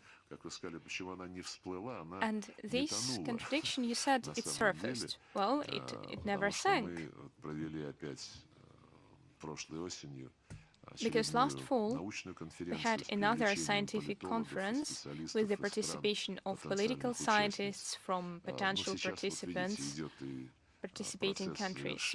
Right now, the process of finalizing the work on restoring JCPOA and the COVID is making it even harder. However, this conference is among our priorities, and we have an understanding that this conference and this initiative cannot be ignored. Our Chinese colleagues have the similar proposals for the Persian Gulf countries, and the Iranians have also presented their Russian initiative, but our concept is broader in essence because it goes beyond the Persian Gulf countries and seeks to include and engage the P5 countries, the Arab League countries, the EU countries. So something like that. Well, as we are discussing Iran, we are now giving the floor over to Iranian journalists, the state TV company of Iran. Oh, by the way, I heard the question about the extension of the CSTO. The CSTO Charter has all the relevant procedures in place. All those wishing to join should submit their request. Over the last year and a half, the heads of states have signed the protocol to amend the Charter. And apart from the full-fledged members of the organizations, these amendments also create the institution of partners and observers. We have circulated this information in various countries, and the interest to advance relations with the CSTO is there, and we are going to keep you updated on that. Yes, please. Good afternoon, Mr. Lavrov. As you've said, upon the invitation of President Putin, Iranian President Raisi is going to visit Russia. Do you believe that this visit is important from the point of view of further strengthening of relations between our two countries? Thank you. Well, in brief, it is indeed an important visit. It is time for us to resume contacts on the highest level. These contacts have been traditionally regular and close. However, they also fell victim to the COVID-19 pandemic. The leaders have spoken over the phone, but in-person meetings are far more productive than conversations over the phone. The significance of this meeting is the need to compare notes on the development of all items on our agenda, especially considering the changes in the leadership of Iran. We need to analyze how we ensure continuity and in what areas. As for economic sector, there's a lot to discuss. But every time that we have a lot of joint projects, we need to pay greater attention to detail, and the government is working on that, and the relevant intergovernmental commission headed by the Ministers of Energy should make its own contribution into those discussions. We also have issues related to international politics, the JCPOA, the situation in the Persian Gulf in general. This is something that we discussed in detail just recently. Our agenda also includes our work within the United Nations and within the OPCW.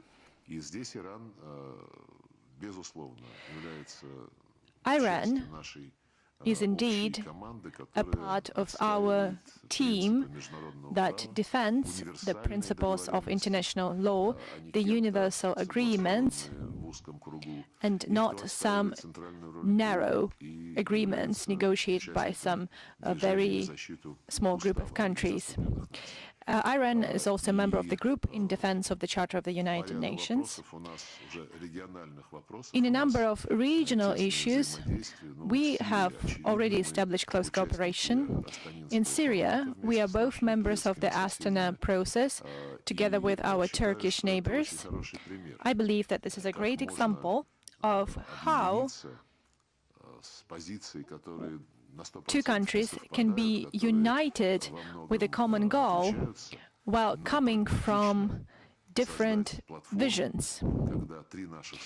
When our countries see that it is practical to create a platform that would help the Syrians to launch a political process, the Astana Troika at the Syrian People's Congress in Sochi helped to draft a document, which is now the framework document for the negotiations.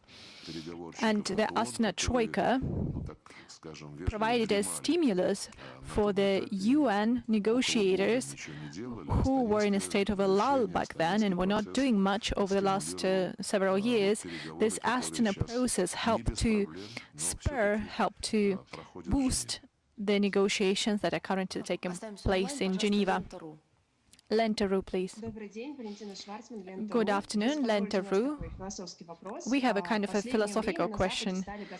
Recently, in the West, we have seen new ideas, for example, the ideas of new ethics. New ethics, you say?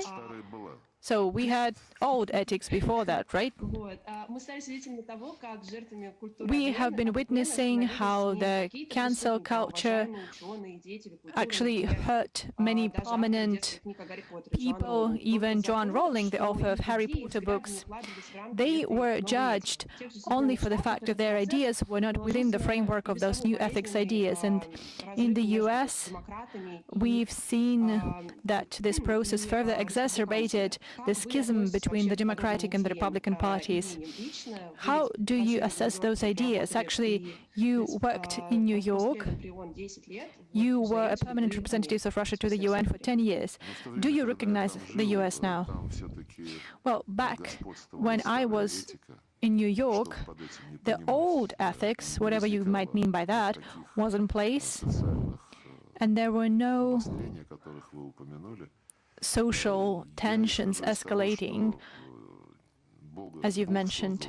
I believe that human beings were created by God, and we, as representatives of various lines of Christianity, we have the same values as in other religions, in Islam, in Buddhism. And this legacy accumulated over thousands of years, the wisdom of our ancestors of different religions and religious views, reflects the collective wisdom of the humanity. The fact that they are now trying to doubt this wisdom and to destroy this wisdom is something that I see as very dangerous. UNESCO and other humanitarian agencies, I believe, should strictly adhere to their charters, and those charters were written on the basis of the traditional classic ethics. Now that we've heard about new ethics, let's now give the floor over to the ancient ethics representatives, to India. Hello, I'm Siddhant from Vion.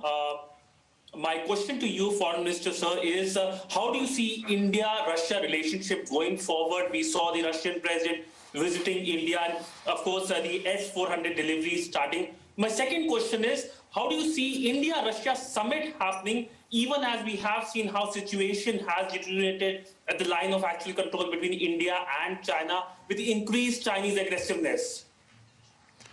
What was the last question? My second question was the India-Russia-China summit. What are the prospects of this summit happening?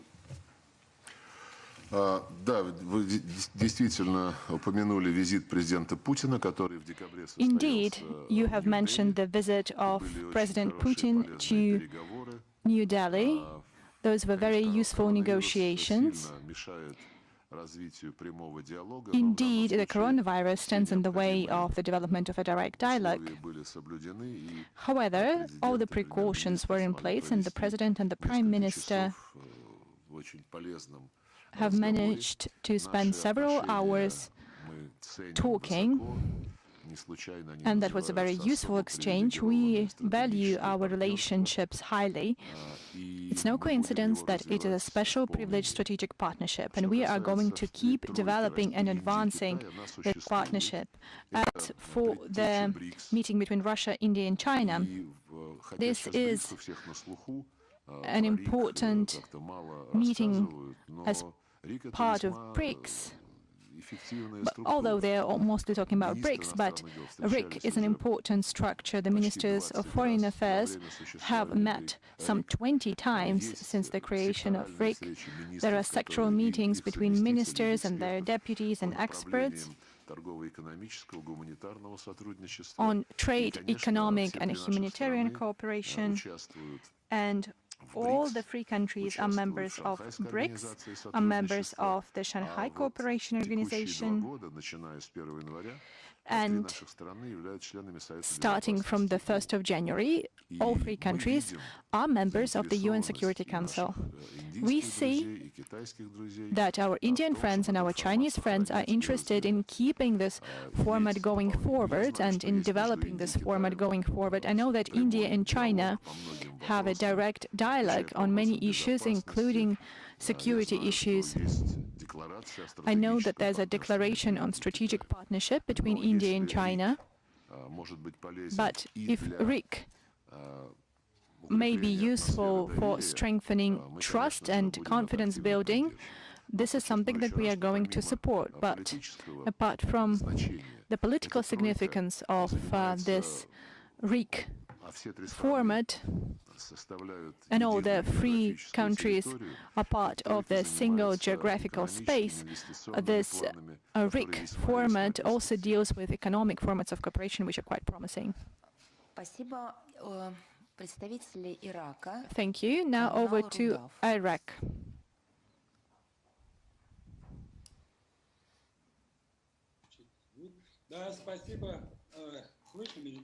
Can you hear me? Yes?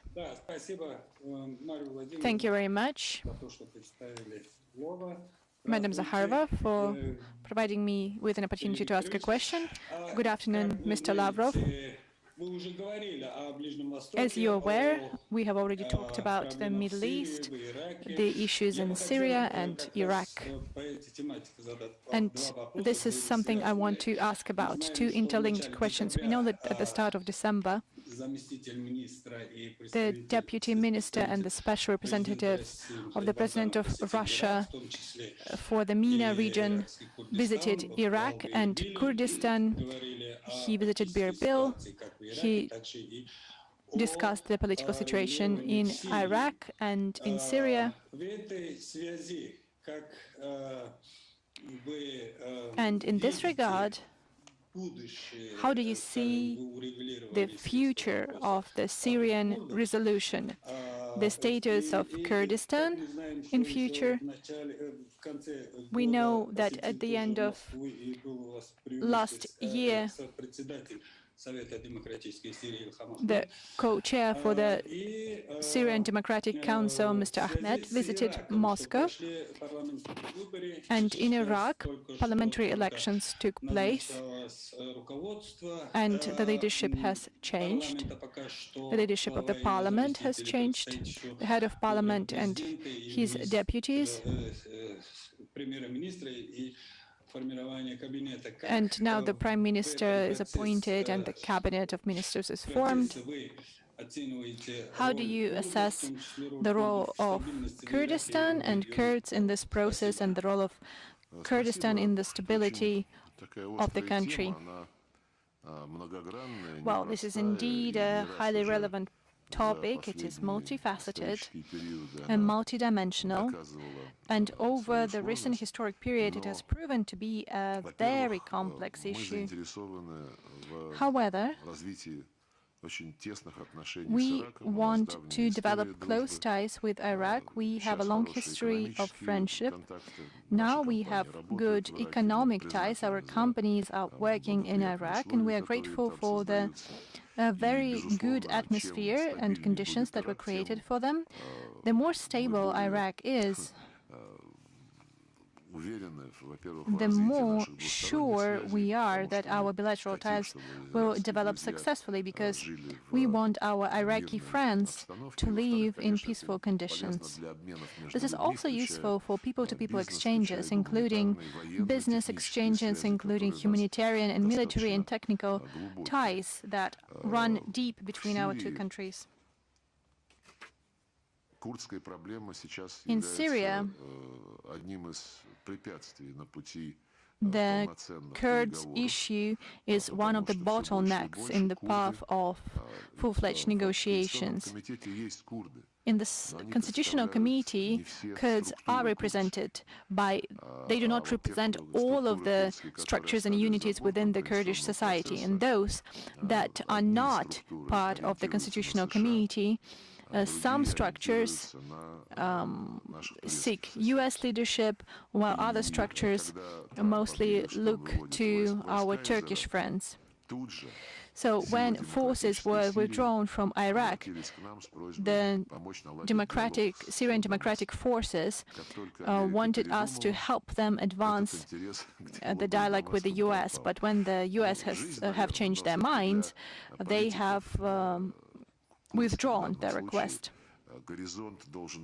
But for the Kurdish politicians, the political horizon should be very long term.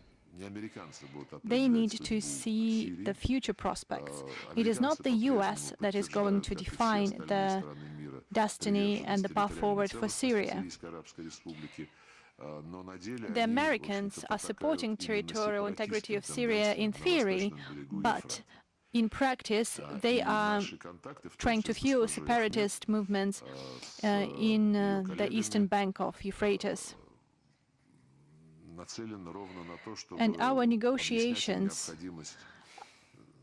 are aimed at explaining to them the need to start to launch a serious political dialogue with Damascus as to what conditions there would be for Kurds to live in the new Syria. There is some kind of restraint in Syria and within the Syrian government as well with regards to this issue, because the Syrian government has not forgotten that Kurds were against the government during the previous stages of the Syrian settlement. But diplomacy is there to actually overcome the grievances of the past and to look into the future. We know the experience of Iraq, the experience of Erbil, the Kurdish autonomous region. I was there 2 years ago and also in Baghdad. And when I was there, I wanted to establish proper contacts.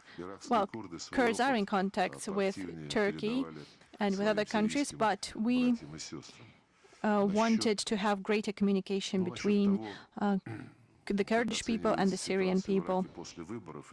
As for the situation in Iraq after the elections, this is up to you to give your assessments.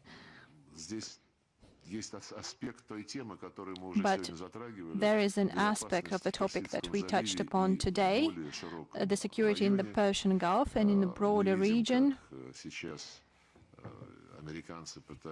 We see how the Americans are trying to make Syria and Iraq a platform for fighting and countering Iran.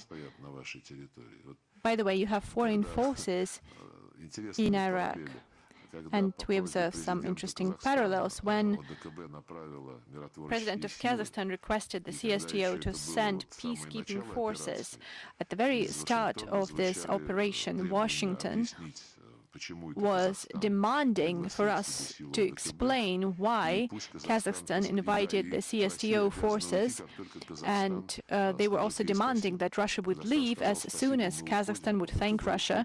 So Kazakhstan has thanked us and we are leaving, but when the Americans are going to leave Iraq, by the way, your parliament has made the decision that they have to return home, but nothing has changed. Well, and this is something that we need to talk about when we're talking about equal relations. So we are talking about a particular situation of how our Western colleagues conduct such negotiations. But I would like to reiterate once again that the elections that took place and the continuous political stabilization would fuel the stabilization in the region, and that no extra-region players and actors would make you choose either to cooperate with us or them. And now this is an issue related to the freedom of choosing a proper union.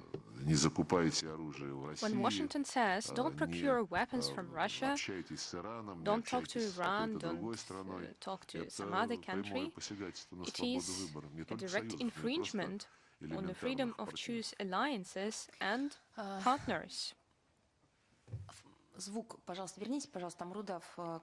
Rudav wanted to ask you a second question. Could you please switch on the sound of the Iraqi channel? Mesalliance, they say? No, it's a media alliance. Now we have our compatriots, media alliance of Russian compatriots. The floor is yours. Mr. Lavrov, Madam Zakharova, thank you for your invitation to this conference. The last year was marked with many steps towards developing cooperation with the global Russian world.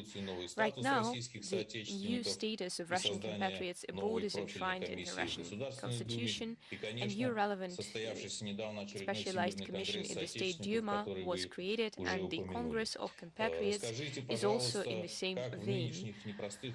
Could you please tell us, in these difficult conditions, how is the Foreign Ministry defending the rights and interests of Russian compatriots living abroad? Thank you.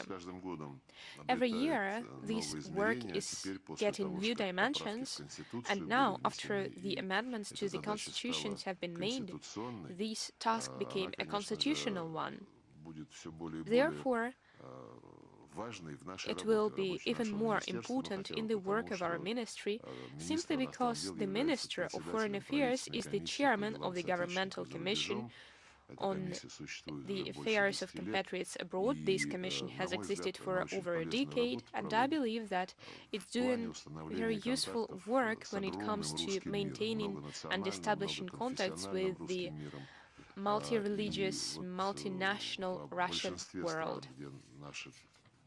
And in the majority of countries where our compatriots live, we have country branches, regional committees, and there is also the World Committee of Russian Compatriots Abroad, and we maintain constant contact with it.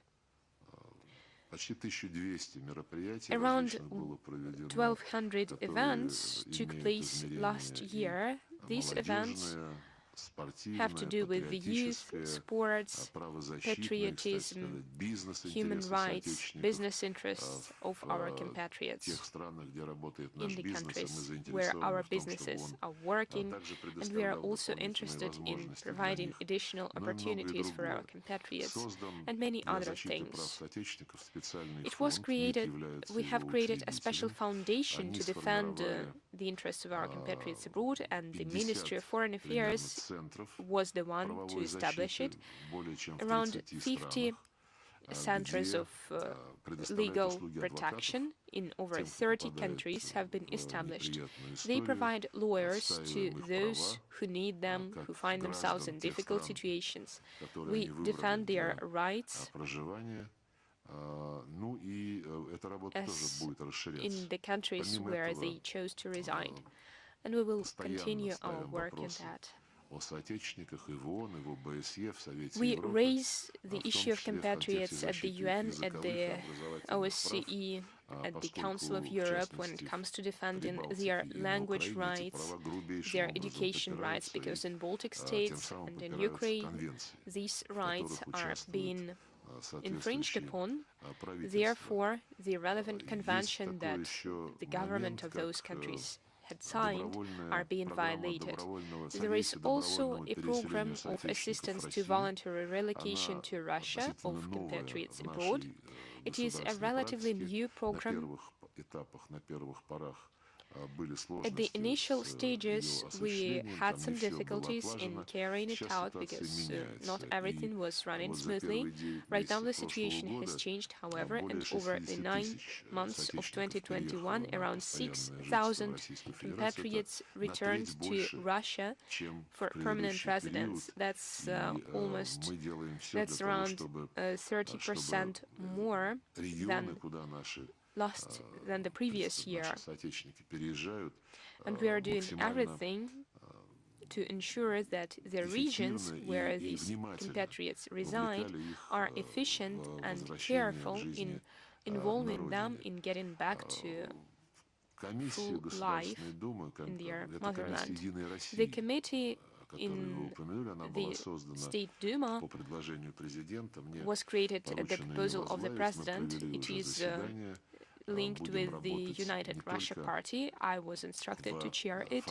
We have already had a few meetings, and we will continue to work with more than just the ruling party, who will also involve other factions at the Duma. We have already agreed upon this decision, and I believe it will be useful, because after all, the destinies of the Russian world and our people living abroad, how they live, how they work, how they are treated, matters to us, matters to our country. And one of our immediate goals is simplifying the conditions for relocation to Russia to work. And here we interact with other agencies and we develop relevant agreements with them. As for the Congress, yes, it was a very successful one. Around 400 delegates from over 100 countries. And one could see how important this communication for participants, because it was a chance for them to communicate with each other and with representatives of the Russian government. Unfortunately, some countries, first and foremost the United States, our compatriots are persecuted as Russian citizens who go abroad. The activities of the American government regarding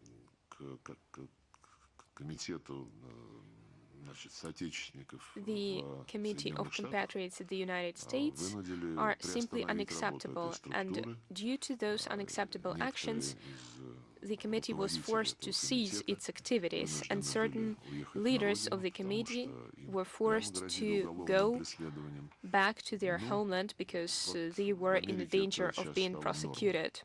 It has become the new norm in America. It is in such difficult conditions that we are counting on being able to preserve the achievements of our cooperation and moving forward. And I would like to express my gratitude to all participants of these activities on preserving the memory about our fathers, grandfathers, and their deeds during the Great Patriotic War. In dozens of countries, in over 100 countries, when the Victory Day was celebrated, the Immortal Regiment March, the Candle of Memory, the Gardens of Memory, all of those activities were carried out there abroad, and these events strengthen our link with the history of our country, of our people, and every time our compatriots come up with new ideas about improving our activities, we are grateful for such ideas to be sent to us, and we will do everything that is in our power to implement them. Well, given that you have now warmly addressed Russian compatriots, I would like to give the floor to a practicing media outlet of compatriots. There is a Vmeste magazine of compatriots, which is actively participating in the life of the Russian diaspora in Slovakia. Are you here with us? Good afternoon. I would like to add a heartfelt thanks for assistance in evacuating our compatriots from Kazakhstan, because every person has their immediate families, people who care about them, and the Ministry of Foreign Affairs helped them, saved them. My little question is, have we already done the most we can do for compatriots, or are some more pleasant surprises to be expected in this track? Well, as for the heartfelt words to the ministry regarding evacuating our compatriots from Kazakhstan, we were only engaged in organizing activities. The bulk of the activities themselves was executed by the Ministry of Defense, and we are operating in close coordination with them, just like we always do when such coordination is needed. As for your second question, there are certain imperfections, and we are always ready to analyze them, and we are always ready to hear your opinion, and we always coordinate our activities with the Committee of Compatriots, and on the basis of those estimates that we receive from our embassies, Russian cultural centers, we will always welcome an additional input from those for whom we are engaged in such activities. Thank you. Let us stay online. Kommersant Yelena Chernenko. Thank you. Late last year, speaking of Western partners, you evoked Kama Sutra. Early this year, you started to speak about their impotence. What has happened over the holidays? Nothing changed, I guess. Speaking of impotence, I was speaking about the European Union. We started with the European Union, and here, now that we are drawing to a close, we are speaking about it once again. I was speaking about the EU's capability of concluding treaties with them, about the EU's capability of doing what has been agreed upon. And I have also given an example of the EU when it was given the powers of intermediary between Belgrade and Pristina by the UNGA. In 2013,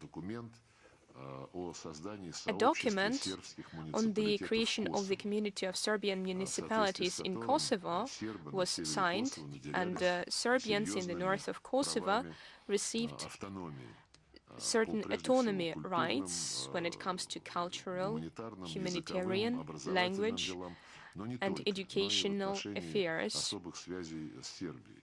but also in their special relations with Serbia. And it is very much alike to the set of rights that are supposed to be given to the Donetsk and Luhansk republics according to the Minsk package of measures. In the first case, the EU was directly participating there. In the second case, it was represented by Germany and France in the Normandy format. And in both cases, those documents are being disrespected by one particular country. In the first case, it's Kosovo. In the second one, it's Ukraine. And despite all of our plans with the EU, so that it takes action and makes happen what is written down in those documents, we only hear about Federica Mogherini's 5 principles. We only hear about the normalization of relations with Russia, and only after that the Minsk agreements will be implemented. And it's simply schizophrenia, because Minsk agreements are not about Russia, they are about Donetsk and Lugansk. Kiev states at various levels we are not going to talk to them, and when we draw Germany and France's attention to these remarks, Germany and France respond that there is nothing in Minsk agreements that would make Kiev talk to those people. And speaking of the mass media, when 3 TV channels were closed down in Kiev, we applied to our French colleagues, and they said that they were all for the freedom of speech, but those TV channels had been closed down on the basis of the Ukrainian legislation in accordance with it. It is very informative, and yes, we do want the EU to play an independent role. And let me give you another example, which has to do with Ukraine. In February 2014, the EU was the guarantor of the agreement between Yanukovych and the opposition. And the next day, the opposition showed disrespect for these disagreements, and the EU was silent, and now they are trying to present things as if it was a democratic process. And we really want to have normal relations with the EU. We were not the ones who destroyed them. Let the EU decide themselves how ready they are to restore these relations. We will not be slow in responding if it's done on the basis of mutual respect and balance of interests. Do we have Dozhd TV channel? They had some interesting question. Good afternoon, Dozhd TV channel. Since the question to my initial question has already been given, excuse me, in this case, I wanted to say that your chief editor-in-chief we were not giving you the chance to speak. Well, you see, we have a spy among your employees. Well, the answer to my question was given only partly, and I'd like to get back to the topic of the outcomes of bilateral Russia-West negotiations on security guarantees. As you have already said, Russia is waiting for proposals from the West in written form. If the West proposes mutual reduction of weapons or number of troops, but there will be no guarantees of NATO's non-expansion. Is Russia ready to consider such proposals? That was question number 1. My second question is, Deputy Minister Grushko is speaking about military and technical measures. What are these measures all about, and when? Military and technical measures are measures on deploying military equipment. Apparently, it's rather obvious. And when we make decisions about certain steps that have to do with the military equipment, we always understand what we mean and what we are getting ready for. We hold exercises in our territory on a regular basis. We had exercises in the west of our country. Right now, we have emergency exercises in the east, it's our business. When military equipment and troops are being amassed at our borders by countries other than our immediate neighbors, Americans are redeploying their troops in dozens of thousands of troops. They are redeploying hundreds of thousands of military equipment units. And we need to understand what this equipment is all about. What is it necessary for? In Baltic states, how are we going to resolve these problems? With what particular military equipment? That's why I think it's not necessary to look for any hidden agenda. We only respond to security threats. Your first question was about negotiations. Yes, it was the West's proposals. Are you ready to consider the proposal to bring down the numbers of weapons? We will wait and see. We will wait for these proposals to be given. They promised to give them to us within a week. And we had warned our American partners that it's not a restaurant menu, it's a package deal. The very same package deal when we spoke about the freedom to choose alliances. You can't simply take an element out of a formula that was approved at the highest level regarding the inadmissibility of strengthening your security at the expense of that of others. And this is exactly what is going on. Our colleagues are now speaking about confidence-building measures. Let us be transparent. Let us inform each other about military exercises. Let us speak about bringing down the number of weapons. First, when such discussions were relevant, NATO ignored our proposals. Almost 3 years ago, the Chief of Staff of Russia proposed to discuss bringing weapons from the contact line to a certain distance. They also agreed on they also proposed to agree upon the distance between our weapons and military equipment. And they ignored this initiative. They also ignored the President's initiative on a moratorium on intermediate-range missiles. They ignored this. But now in Geneva, after the discussions on these issues, including military exercises, additional measures on avoiding accidental incidents and the INF missiles, now they are ready to talk. So it seems that back then they were ignoring us, they were not taking us seriously. If now they are starting to take us seriously, then this is for the best. But they need to understand that key to security is to provide guarantees of the stop to NATO's eastward expansion. This would be in line with the general agreement, but this is what the agreement should look like. And this is the last thing I want to say. When the Americans are saying that NATO stands in the way, and they're saying that we are prepared to discuss the main issues with you, but we also have NATO and other allies, and we cannot discuss it without them. I believe that this is not a forthright position.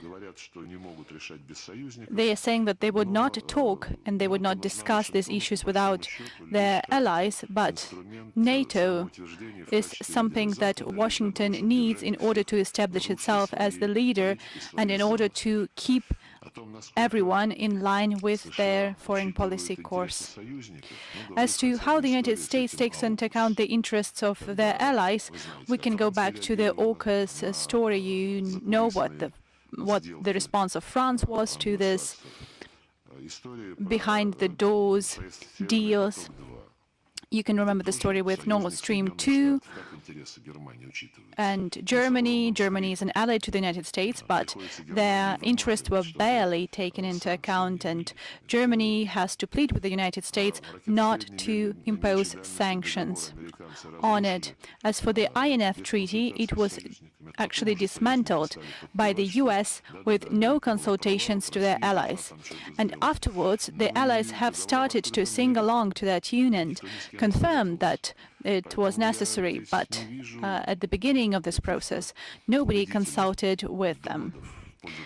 So I do not believe that the US cannot play the main role in this process, considering everything I've said. We are short for time. Now moving from foreign agents to foreign... So, Dost is a foreign agent? Yeah, well, for a long time. Now moving on to Belarus, who are joining us online. But they are not foreign agents. No, they're not foreign agents. They're just from Belarus. Yes. Thank you very much. Mr. Lavrov, how do you assess the outcomes and the substance of the union state of Russia and Belarus in the new architecture of international relations? Once again, could you come again? What are the outcomes and the purpose and substance of the union state of Russia and Belarus in the new architecture of international relations?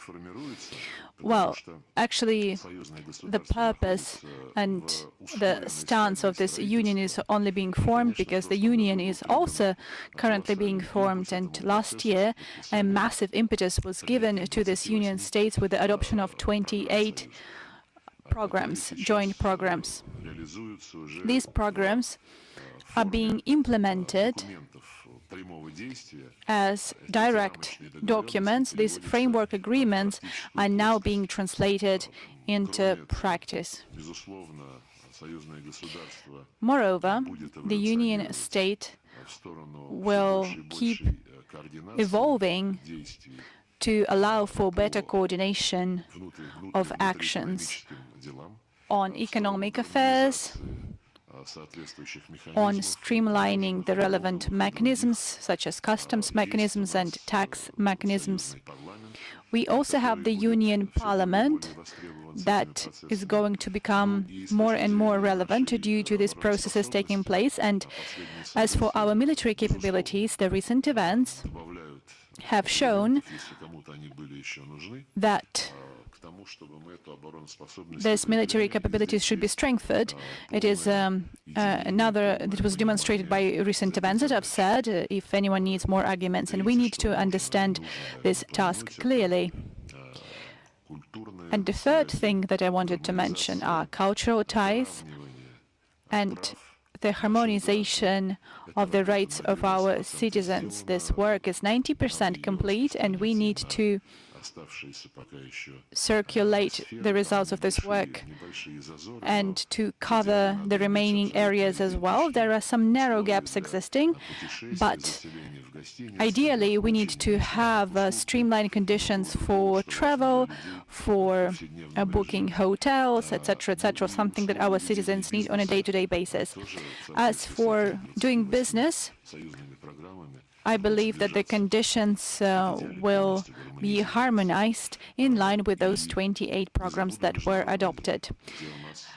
Not to mention international affairs, we have very close coordination when it comes to international affairs. We have a single vision. We are adopting every year a program of negotiated actions and a negotiated plan of action. We have recently adopted at the collegiate meetings, and we have joined collegiate meetings every year, annual visits of foreign ministers.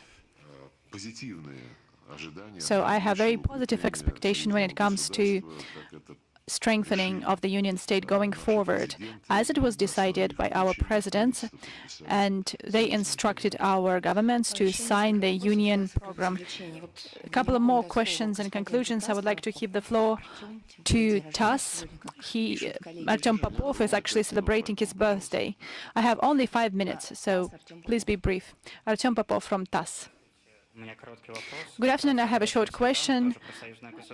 Speaking of the union state and the situation in Kazakhstan, at the height of this crisis, the experts were talking about the ideas, and the West was expressing its concerns that Russia and Belarus could invite Kazakhstan to the Union states. How do you assess those ideas and those concerns of Western experts? Will it be extended, the Union state? We do not have the habit of inviting anyone. We have the procedure in accordance with which, if anyone would submit a request, we will consider this request constructively. The habit of trying to urge everyone to join is something that our US colleagues try to engage in. But we are polite people and we do not do this. And, well, concluding question, maybe, Mr. Lavrov, you will choose yourself. Number 33, please. Iceland. Saga, Radio Iceland. Good afternoon, Mr. Lavrov. Could you please be quick? Russia and NATO, the relationships between Russia and NATO. You have once said that the Americans are playing the first violin in NATO. Please correct me if I'm wrong. And it seems that they are also conducting this whole musical piece. But the current foreign minister of Iceland is saying that the dialogue is needed and a new government is in place, and your former colleague is head of this government, and your Greek friend said that Greeks do not like this process, and your indigenous from Iraq. So what about Iceland? There are only 350,000 people. We are not too happy about these arrangements. Are you talking about Norway? No, the Minister of Foreign Affairs of Norway is talking about Russia's proposals and how they should be considered. Yes, this is the right thing to do. What is the timely nature, the timely character of the fact that Russia demands its security guarantees? When this demand has been formed, this was not the case during the Soviet times, this was not the case before that. I'm sorry, but this demand has been on the table forever, and those security demands were formed back in the 90s after the collapse of the Soviet Union. They were formed and transformed into political commitments on the highest level. And our Western colleagues used those political commitments for all the wrong purposes. They were not adhering to them. And when back in 2010 we asked for security guarantees to be translated from political commitments to legally binding commitments, and we have proposed a relevant document to be adopted, they said that this has nothing to do with you, and legally binding guarantees can only be provided to NATO countries. So over these last 30 years, we have this understanding of how to proceed forward, that promises and some political spells are not something that are going to help us out. As our president said, we have introduced our proposals and we insist that our main concerns, that is NATO's eastward expansion, would be banned in a legal document. Apart from the discussions that this is not something the West sees fit, we will see what they will present us with in writing, and then we will decide whether our Western colleagues are sincere and frank in their relations with the Russian Federation now. Well, I'm being late for my event, so Happy New Year once again, and goodbye.